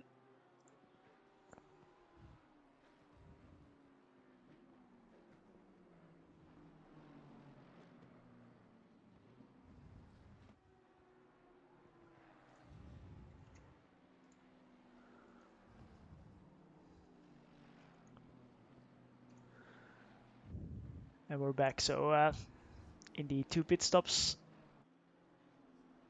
mandatory for this race. And Kouwenberg already taking 2 of them. So I hope this timing issue is resolved for the next race. But so far, I think we make it work. These guys now coming up on... Who is that in front? It must be Sven de Wulf, I think. Lapped car, because they are over 5 seconds back from another... Well, no, that's a Lamborghini. The Lamborghini is from the Mackenberg brothers, but this must be Sven de Wulf or Frank Koyak. He gets out of the way cleanly and rejoins the race. Let's check if it was Sven. No, it wasn't Sven. So it was his teammate Koyak. Here he is. Yes, indeed, he has Camaletto closing in the yellow and pink paradigm shift car. Dirk Weicht, meanwhile. Let's have a quick look with him because he's made his way up into P24. He started in P25, so essentially that's an improvement. And knowing that he had a big incident, was in the pits early in the race. Well, oh, coming into the pits again, probably for his second pit stop, let's hope. Didn't see anything wrong there for him.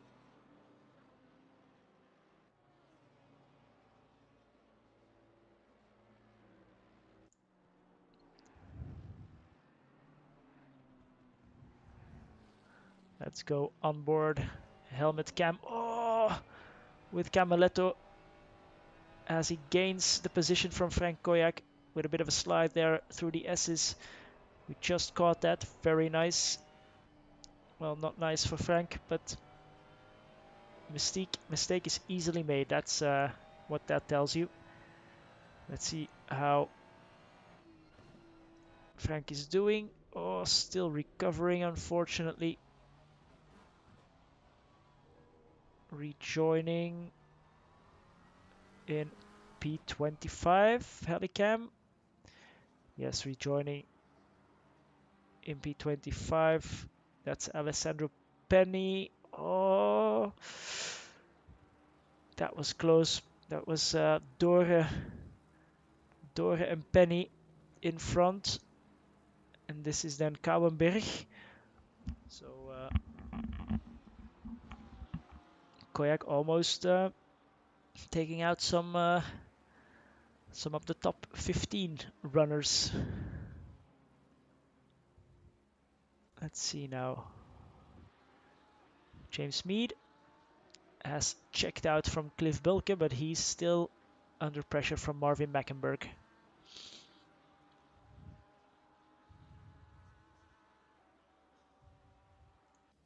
Let's see.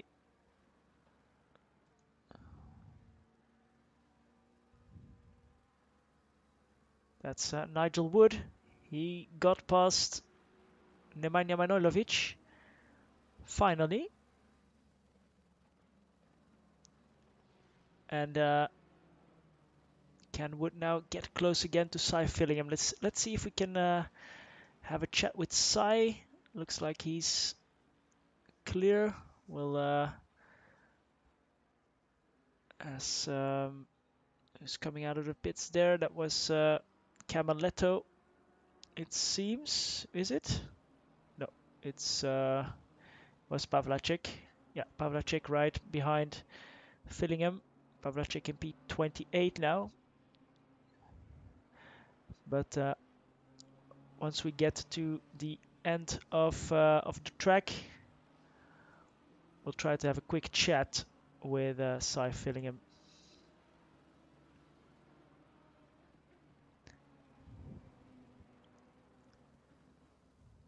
We'll let him go through Degner, Manojlovic in the pits.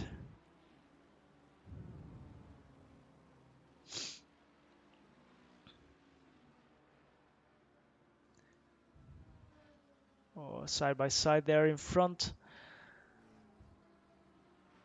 as well.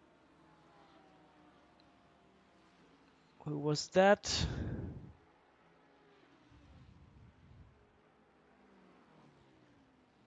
It's probably Firlos and Camaletto. Yeah, Camaletto, no, Firlos, and Hannah Song. Yeah, indeed. Let's see. Promise to talk with Cy Fillingham.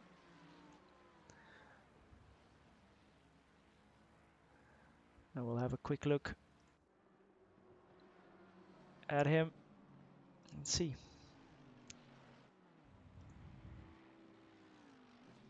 Hey Cy, good evening. Am I okay to interrupt? Yes, you're okay, mate. Yeah. How's your race going, mate?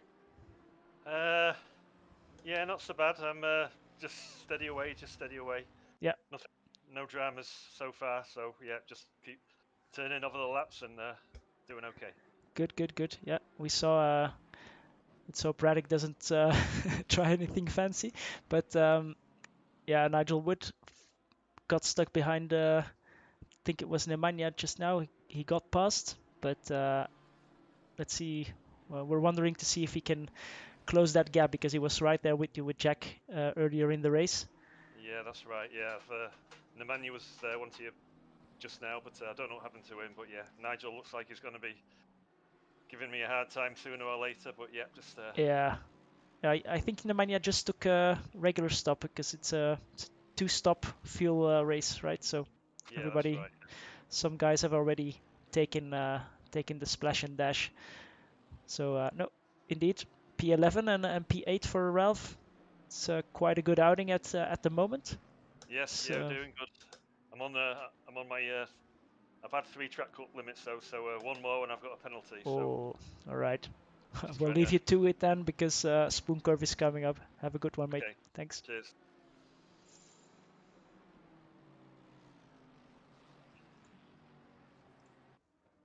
So Cy Fillingham running in P11. Can he get into that top 10? Let's have a quick look what the gap is in front. 16 seconds to Paul, so he must be hoping for some kind of mistake from the guys in front because that's quite a sizable gap at the moment. Still looking like cloudy conditions for the next half hour, so we might be free from rain in this race. Sven de Wilf now, Happy Feet Racing. Or some fans of him. No, Robert. No rain yet, and it looks like it's not coming.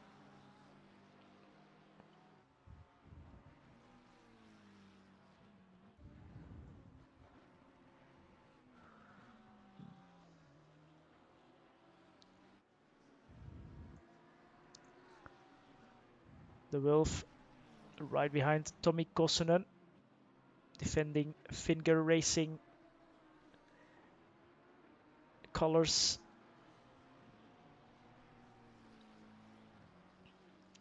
Gervelds, Penny in the pits as well.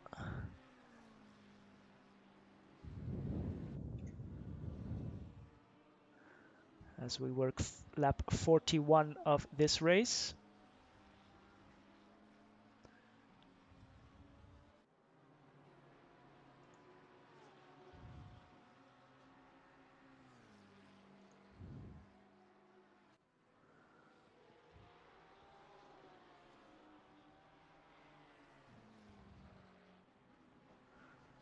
So a quick recap for now.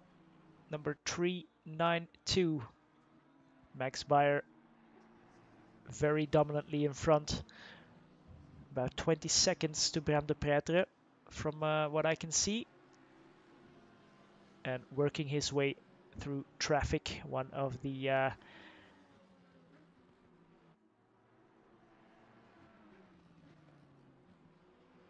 Nigel Wood or Dirk Weicht McLarens. He'll go up the inside here. Nicely done. Number 63.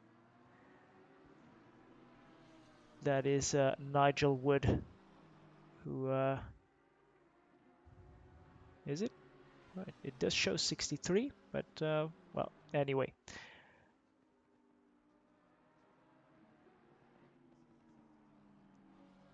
De Pretre in second, Rob Taplin. So far, P3. He has James Mead 3 seconds behind. Can he close that gap once again? Then Cliff Bulke. Oh, and we missed that, I think. No, we didn't miss that. Bulke lost the position to Mead a couple of laps ago to 5th position. And Bulke has Mackenberg half a second behind. So he's still under pressure, needs to work those tires as Nigel Wood now comes into the pits for his second stop with 30 minutes to go. People are not expecting rain anymore, so better get that splash and dash done and dusted while you are in free air and can figure the lap and fuel count out in a sensible manner. Sven Mackenberg is a bit further down. Ralph Arella got past Kevin Rowlands. He's 8.8 seconds behind. Let's have a quick look if we can find that pass. Because, let's see. Arella, it's already quite some time ago, it seems, that we missed that.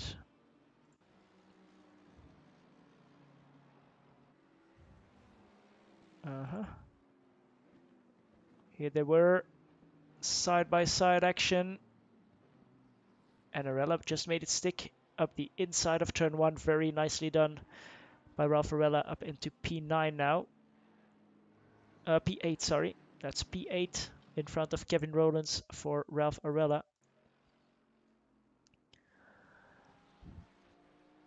So, as I said, Arella, Rowlands, Paul Heron. Bit of a lonely race for him, it seems to me. But P10 is very nice. He has quite a bit of a gap to filling him behind, but he is right up the tailpipes of Kevin Rowlands. So Kevin, after being passed by Ralph, made some mistakes. Oh, as Paul, Rob Taplin's teammate, almost makes a big mistake there as well. Then it's Fillingham. He is quite a bit behind. And Fillingham and Pavlacek. Pavlacek staying within reach, but Pavlacek is 1 or more laps down, unfortunately for him. Olivier Kouwenberg moving up the order. He already made his 2 pit stops, so let's see where he ends up. He has David Torre in P13 behind. Then it's Alessandro Penny with a bit less action than last time around, but he has his teammate Yves Sand right behind, so 14th and 15th for VSP Racing Team. Nigel Wood then in 16th. He already made his second pit stop as well, from what I know. Then it's Nemanja Manojlovic, Tommy Kosonen, Sven de Wilf, and Jack Camaletto to round off the top 20. And it's Sven Hecke still going strong in the BMW Hana Song. These guys fell apart a little bit in terms of being close together. I mean, Stefan Vierloos in another BMW. Oh, very late into the pits. He comes, slows it down, and on the pit limiter, Tom de Munk, 24th position. Ruud Dennis, 25th. Dirk Weicht then is behind Ruud Dennis. Yeah, 1 second. We'll come to that battle in just one moment. Well, no, we'll stay with him because it's Pavlacek behind, as we saw already, Hughes in P28 and Kervelds, unfortunately, in P29. So after that mistake earlier and recovering didn't do him very good, but just behind him we see Bram de Pretre. So Bram still in second position and trying to get well, get that P2. That's all he can hope for at the moment if Max doesn't make any mistakes. Let's go on board with Dirk Weicht. Oh, very wide through the S is not the ideal line. That's not how you pass Ruud.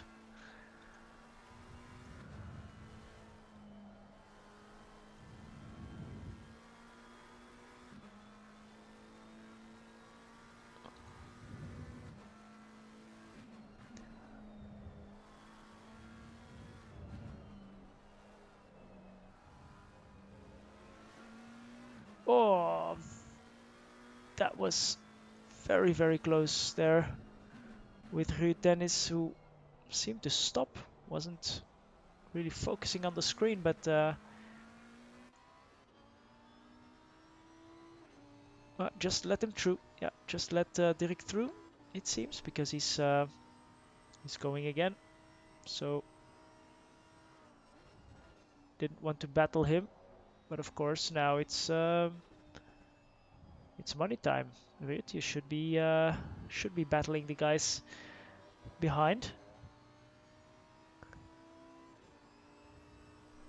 Let's go back to David Dore then.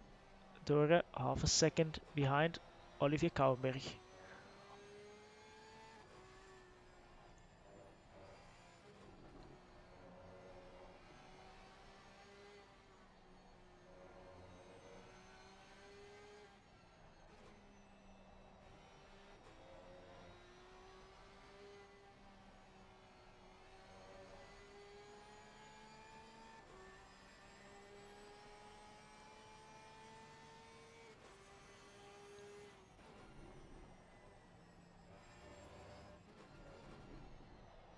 And Rob Taplin in third.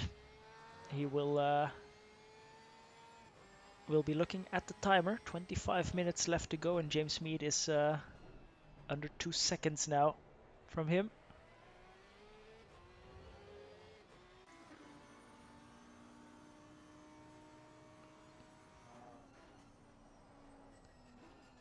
Oh, sorry, Taplin. Taplin dives into the pits. So that's why I was a bit confused, but dives into the pits for a quick splash and dash, I think. Yeah, and gets going again. So 2 fuel stops already done for him. We saw James, I think, getting quite an advantage in the pit stops over Rob Taplin earlier. So we'll see if he can do that again and if he can gain that podium spot for real now. He's in there, but only virtually at the moment. And his teammate Paul Heron in P10 now is not too far back now in terms of real estate.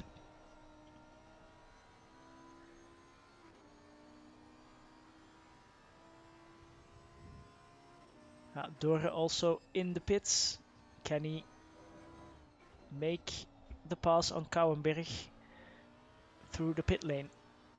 Also stops the car and gets going again.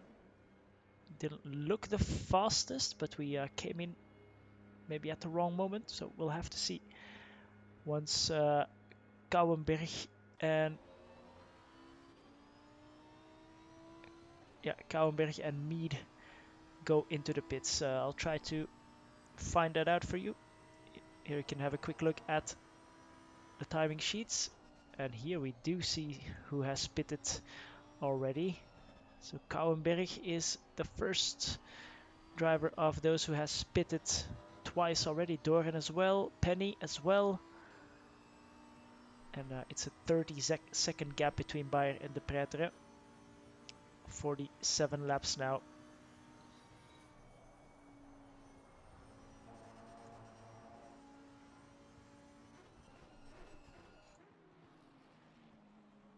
Paul Heron into the pits. He was very close to Kevin Rowlands, so another one to watch. Whether that pit stop cycle catches anyone out. It's always tough stopping in the right spot, etc. It's not easy. Useless Racers gets it stopped.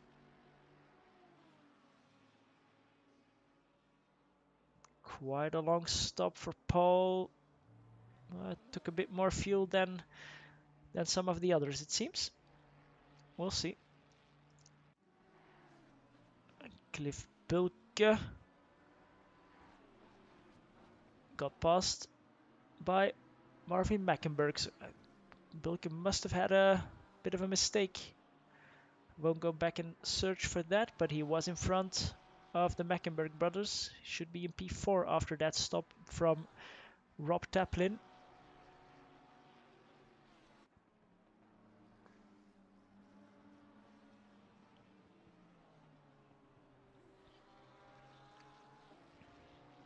Mead quite a bit quicker than the guys around him at the moment. So we'll see if he can put Rob Taplin under pressure for that final podium spot. Missing round 1 for James, but as I said already, we have a dropped round coming into effect after round 3, I think, in the standings. So you can drop 1 round of points due to whatever technical DNF like Simon Verzeil had, or just being off on holidays or whatever.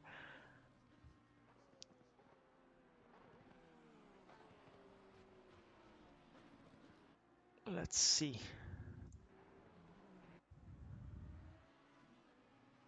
Penny still right behind Dore, his teammate. Yves Sand not too far behind. 21 minutes on the clock. Time is ticking down.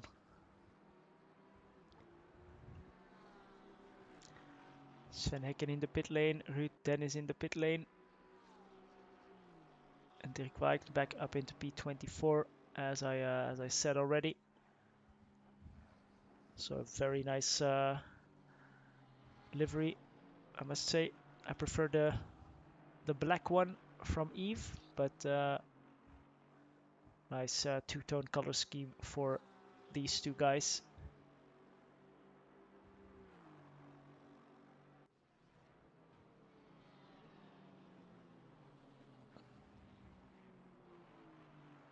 Cy Fillingham now into P10. Kouwenberg. No, that's Pavlacek right there with him. Again, he's a lapped car, but keeps Fillingham busy, it seems. Van Sant now in the pits as well. 77 and paradigm shift. And in the background,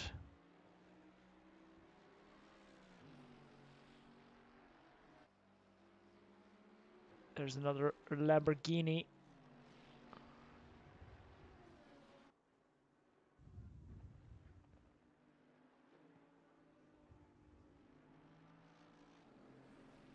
Everything is quieting down now before the inevitable storm at the end of the race, which always comes for some reason. So when everybody decides to jump into the pits, oh, Arella getting in.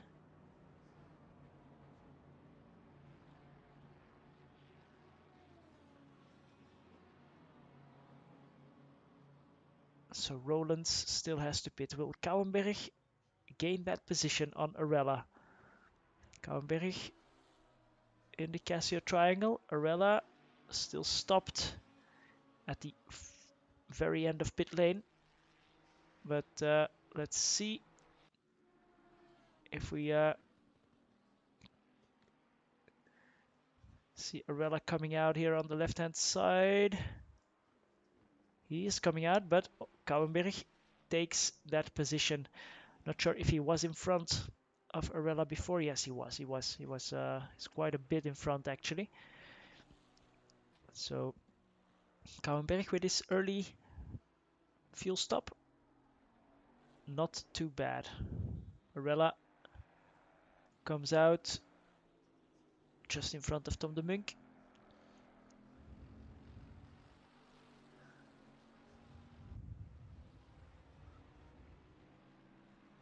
Everybody again now on track. But Kouwenberg, as I said, moving up. So that's a good sign. And we're keeping an eye on some battles through the pit stops. Mead versus Taplin. Who else did we see? Dora was involved there, I think, as well. Let's have a quick look again at that timetable for you. So as you can see, top 9 has not pitted yet. But they will have to do so come the end of the race. The weather is looking promising, so not changeable. So we'll see if they really leave it to the last lap to get that splash and dash done. And well, if you get it wrong, you don't have any time to regain any positions or yeah, make up for that mistake. But if you get it right, you're on the other side of that coin. So here's Kouwenberg in the front, filling him in the background. Tom de Munk a lap down in P22, following. Sorry, that's Arella, following him around.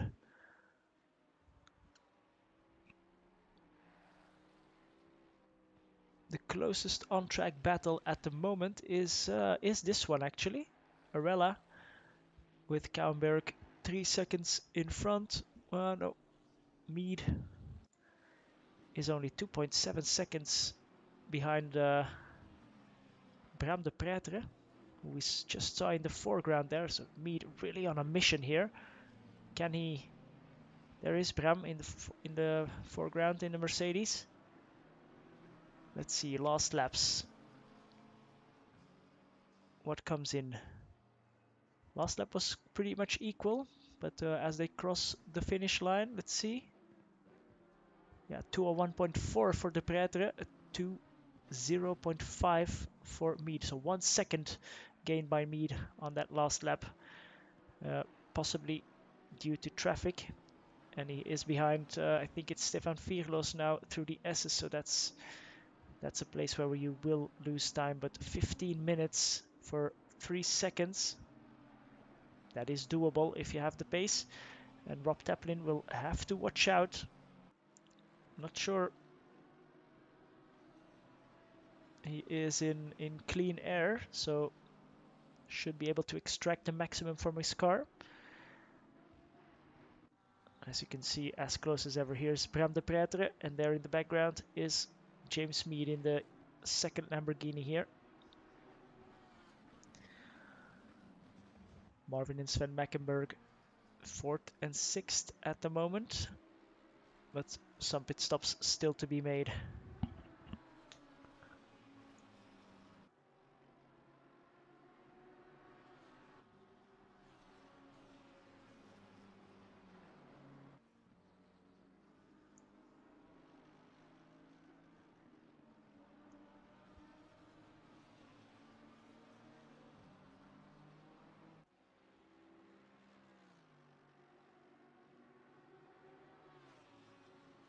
Mead now with clean air, and also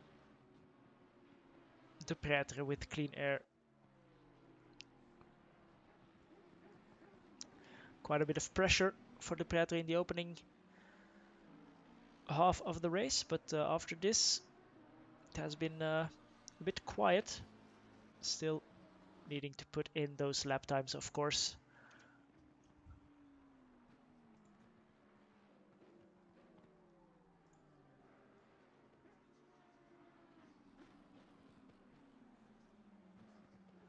Sven Mackenberg coming into the pits.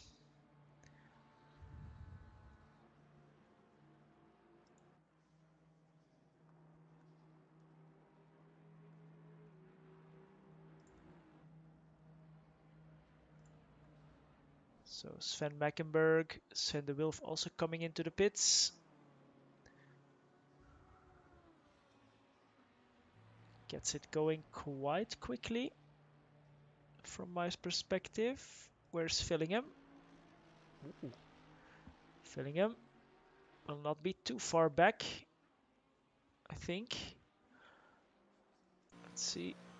There is Mackenberg. Can Fillingham go through? Yes, he can. Of course. Yeah. Almost forgot myself. He still needs to make that pit stop, of course. But has Kouwenberg gone through? Has Kouwenberg gone through on Sven Mackenberg? I don't think so.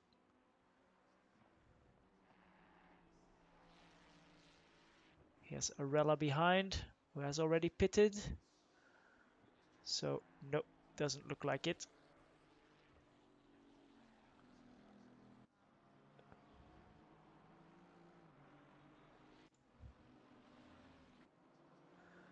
And Sven putting himself in between Pavlacek and Fillingham. But of course, Sven is battling for position, so he will put a bit more pressure on Sai. Let's hope he didn't get too complacent with a car so close for that much time. The Predator versus Mead still about 3 seconds. And Rob Taplin, P7, going strong. So still putting in the lap times at 2 minutes and 2/10 flat. That's his best lap time. Who is the quickest so far at the moment on track? Last lap for Max Bayer at 20.2 tenths. So still going very, very strongly indeed. And it's getting very busy for Fillingham, Mackenberg, Kouwenberg. As Martin Hughes dives into the pits.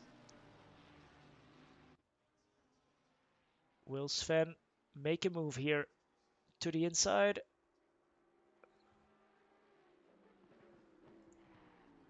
Sai is having none of it. Still. Fillingham holding off Mackenberg because his teammate might benefit from that, of course, and himself as well.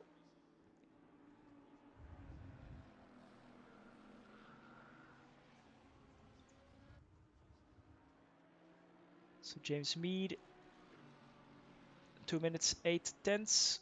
The Predator 2:01.1, so 3 tenths again.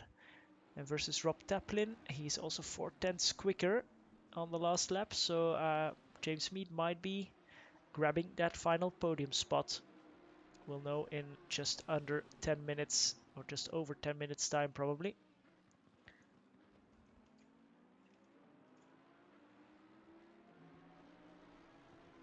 Is anyone still coming into the pits? Let's have a quick look again. Top 8 now, still to pit. Sven Mackenberg was the final one, and Max Bayer has cleared his pit stop. And he's now, after his pit stop, just in front of Bram de Pretre. Can Bram force him into a mistake? That would be something. Can Bram get close and force a mistake on Max Bayer? Has to be a big mistake then. And it has to be an unforced, unforced error, let's say. No touching. James Mead as well. Let's see from the onboard helmet cam. This is our top three now after almost 2 hours of racing, separated by 1.5 seconds. But our race leader has done his final pit stop, whereas these two here still have to get into the pits.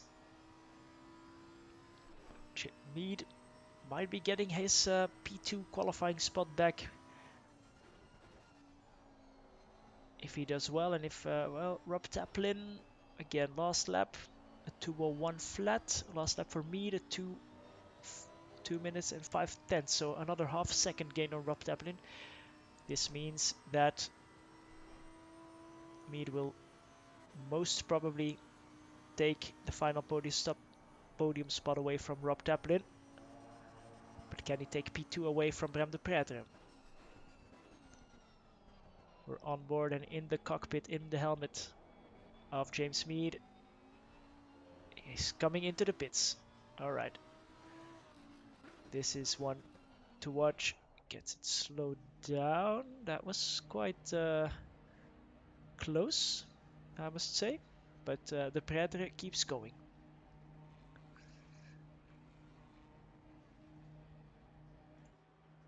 Does he get it stopped?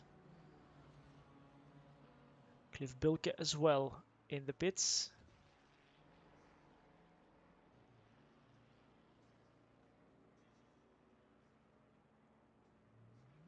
Gets going again, so that was a quick stop. And Bilke still has to stop. And a drive-through for Bram de Pretre. He was a bit too quick. No, sorry, he's on track, so he got a track cut. He got a track cut. Oh, that's unfortunate. The best of the Mercedes at the moment, picking up a track cut. Cy Fillingham also already 3 cuts, so managing that as well. But a drive-through for our P2, so he will certainly lose P2 to James Mead, as Mead came back out in front of Rob Taplin as we suspected. He is sandwiched between Rowlands in front, who still has to pit, and Taplin behind. So Taplin a lot closer than I had expected, to be honest. Oh, and a hit from behind. Taplin stops. Oh, very unfortunate. Paradigm shift gets through Taplin and Mead get going again, but a very unfortunate touch there. This might still play into the hands of Bram de Pretre, but he needs more. He needs more than this. That is for sure. Who still has to pit? Let's see. De Pretre, Mackenberg, Rowlands. Oh, Taplin. Taplin still has to pit. How's that? This must be wrong, I think. No?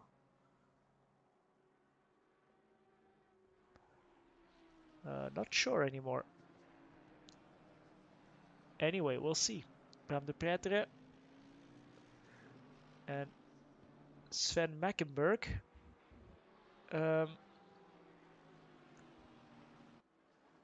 Still behind Cy Fillingham.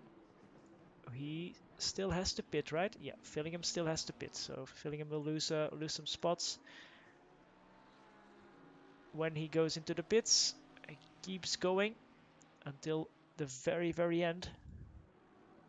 And Bram de Pretre also keeps going. He will serve the drive-through, or will take, what is it if you don't serve it? Don't think he has enough time to not serve it, but it's a 5 or 10 second penalty. So we'll have to see about that. So as I said, chaos kicking off here at in the final stages of this race. 4 minutes left on the clock. Max Bayer very much in control. Marvin Mackenberg in 3rd spot at the moment. Taplin and Mead 5th and 6th. Let's see once all these late pitters get that pit stop out of the way.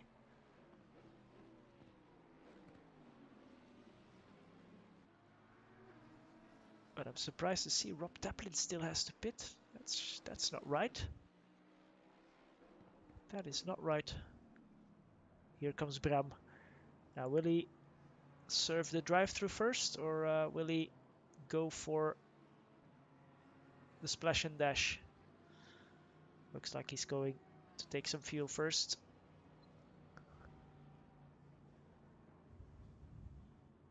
Don't think it can be served at once, right? No, that shouldn't be possible. Stopping at the very end of the pit lane, and this puts Marvin Mackenberg in second position for now. Bram gets going again, but he still has to come through the pit cycle. Kevin Rowlands now coming into the pits, and he was in the battle with Ralph Arella.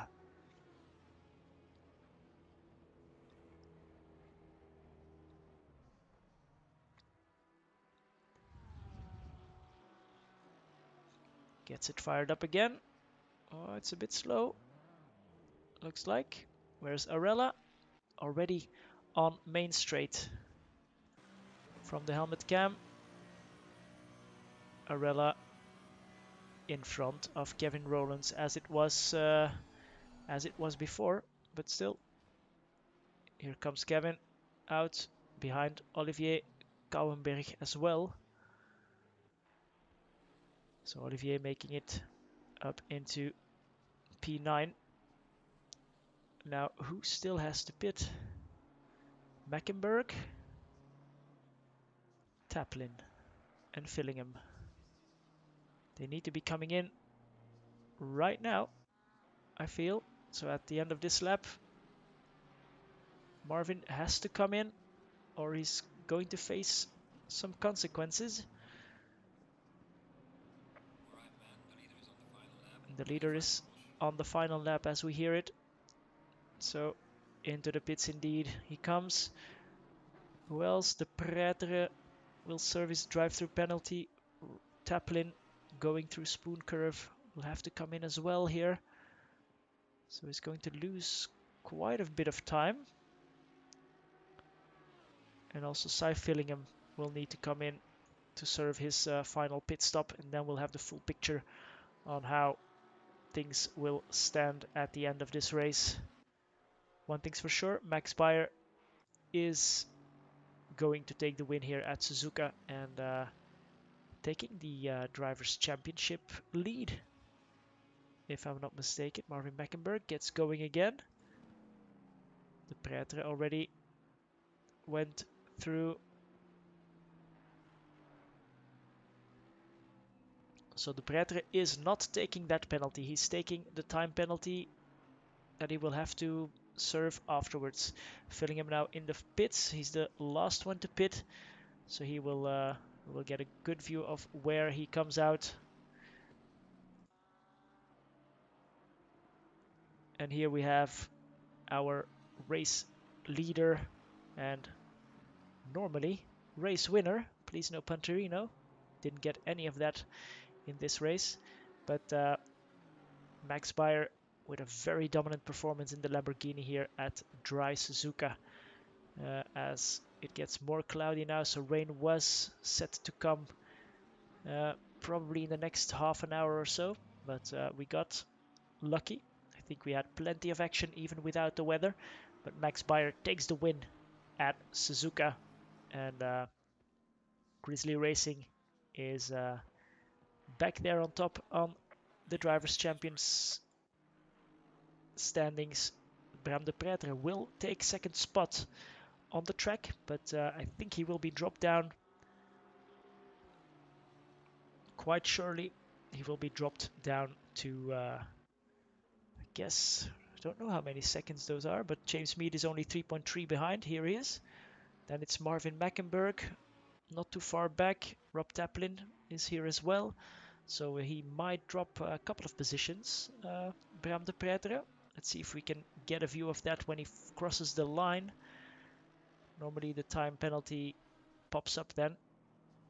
let's see, as everybody also finishing their race. 30 seconds added for Bram de Pretre. What does that mean? That puts him quite far back. 130 seconds for Rob Taplin for not... Yeah, he didn't pit. He didn't make a second pit stop, although I thought he did. So let's hope that was not a glitch for him, because he had a great race. But yeah, that's essentially Mead, Mackenberg on the podium. Taplin, no idea where he will end up. 2 minutes added to his race time of a full lap. It is. Cliff Bilkett picking P6, probably P5 after penalties, or even P4. Sven Mackenberg, Olivier Kouwenberg, P8 in the end. Ralph Arella and Kevin Rowlands. Arella taking the honors in that battle. Paul Heron, 11th spot. A solid race for him. Not too much action, but he kept it going for 59 laps. And Cy Fillingham lost a lap. 59 laps. No, he just completed that. So Bram de Pretre gets put down to 7th position. Taplin to 13 positions. That's very tough. That is very, very tough indeed. But R2E, the team to beat here at Suzuka, it seems, in the Lamborghini. A solid race performance by everyone up and down the grid, that is for sure. So very nicely done by everyone. I'm quickly going to give you a bit of info overlaid on the race, and then we'll put on the highlights of this race and discuss it with some of the drivers, hopefully, who will jump into my channel, or I will jump into theirs. Let's have a quick look.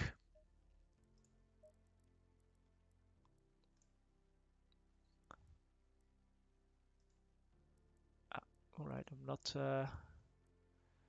getting any.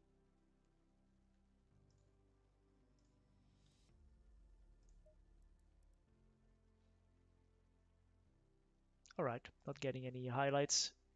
In that case, we'll just go with some racing action and put down that volume.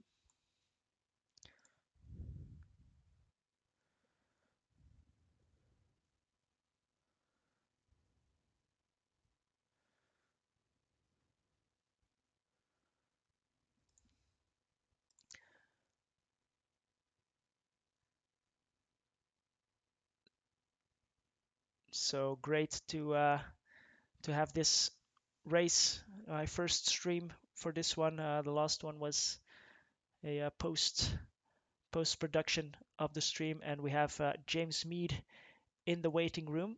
Let's join him. Hey James, good evening, man. You had an eventful race, it seems.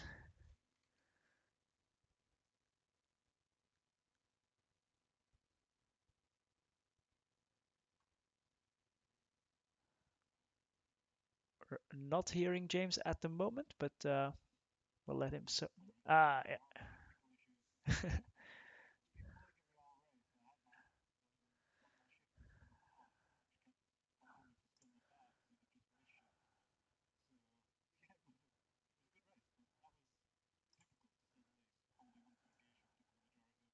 Yeah. All right. Well, yeah, we saw two small mistakes cost you dearly in Spoon Curve, I think. Well, that's at least what we got on camera. But you really had the pace to fight back, and then seems like Bram didn't want to take his penalty and went for the time penalty after the race. So that's put you in second spot, if I'm not mistaken.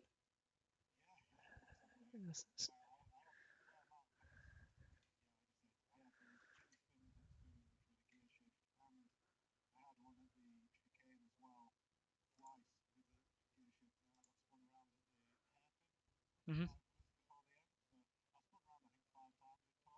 race, so to come back up to P2 is mental. Oh yeah, okay. Well, oh, it seems I didn't have the Discord audio put up, so let's just repeat that for a second. So in the end, yeah, eventful race, but P2 qualified in P2, moved up and down the grid, but P2 in the end must be good, right? Shame you missed Valencia, but yeah, dropped round comes into effect after round 3, so still up there. Yeah, it was a great race. I didn't think, to be honest, I didn't have much time to practice before this, but Max has been flying. I've been seeing, so I kind of looked and went, absolute best I think I'm going to be able to do today is P2. Yeah. So to get it in the end was great, and Max's pace was phenomenal. Awesome job he did. So congratulations to him, and to Mackenberg for getting that P3 as well. He did a really good job. Yeah, indeed. Solid job by most of the drivers from what I could see or what we could see. Lap 1 was also clean throughout the whole field almost, so that's always a good start to a race, right? Yeah. It was clean for me, and I know teammate Hannah was saying that the back was really clean as well. They said that was like the cleanest Suzuka they've ever done. So yes, I think that lap 1 was excellent and really good for everyone, to be honest. Yeah, that's great to hear. Well, thanks for joining us here, and I guess we'll see you in 2 weeks' time at Monza. Yep, you're right. Yeah. You sure? We sure will. But yeah, thank you for hosting it. Thank you for everyone's efforts. Great race, a lot of fun, and yeah, look forward to seeing you in 2 weeks. Yeah, indeed. All right, thanks, James.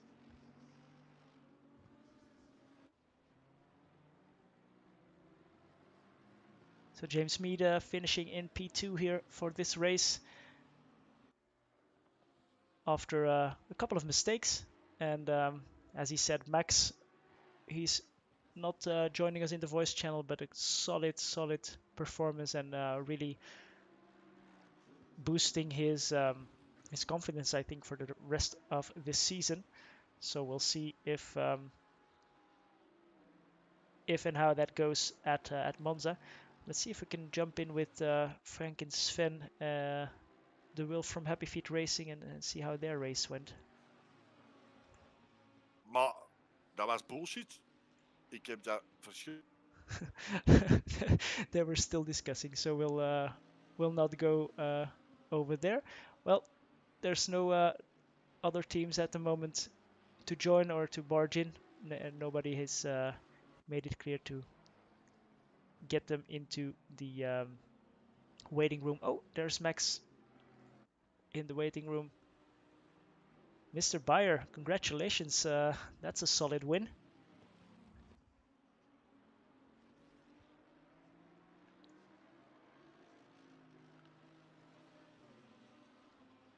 Hi, can you hear me? Yes. Now we can. Hey, very congratulations. That was a very dominant win.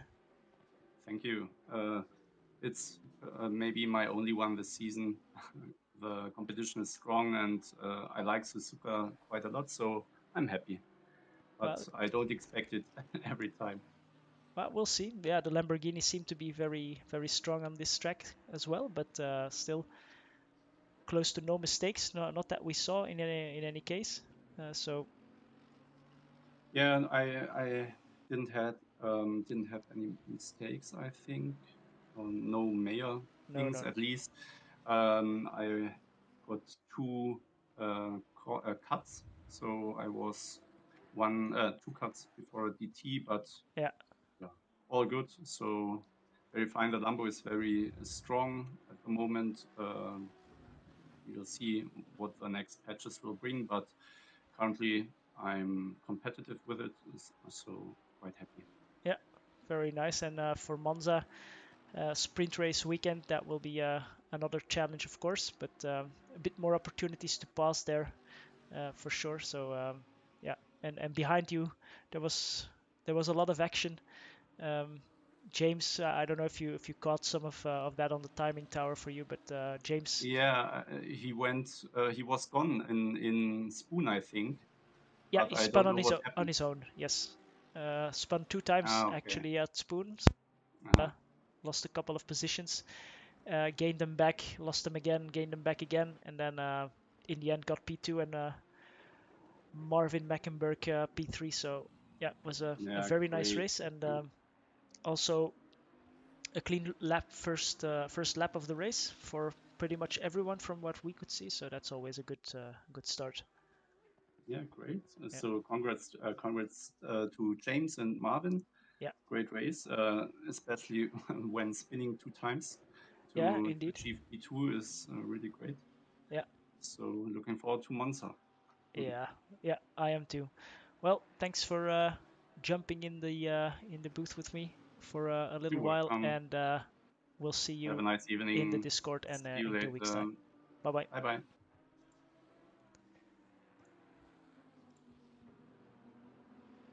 So that's it, everyone. That is round 2 of this championship done and dusted. Suzuka, Max Bayer taking a dominant win. And 2 weeks' time, as I said, will bring us to Monza for a two race format, 60 minutes and 30 minutes. So different kind of action, different kind of track as well. And we'll see what that brings. I hope you join us in 2 weeks' time for the stream. If you haven't liked the stream, please do so. If you haven't subscribed to this channel, please do so to be notified of any streams or videos coming up. And then we will see each other very soon. If you want to join our community, you can find us on our website, rrleagues.com, or on Discord, where we organize pretty much everything. And if you want to get involved, just head over there and find a very nice, friendly, and also competitive community. So have a nice evening, and we'll see you very, very soon.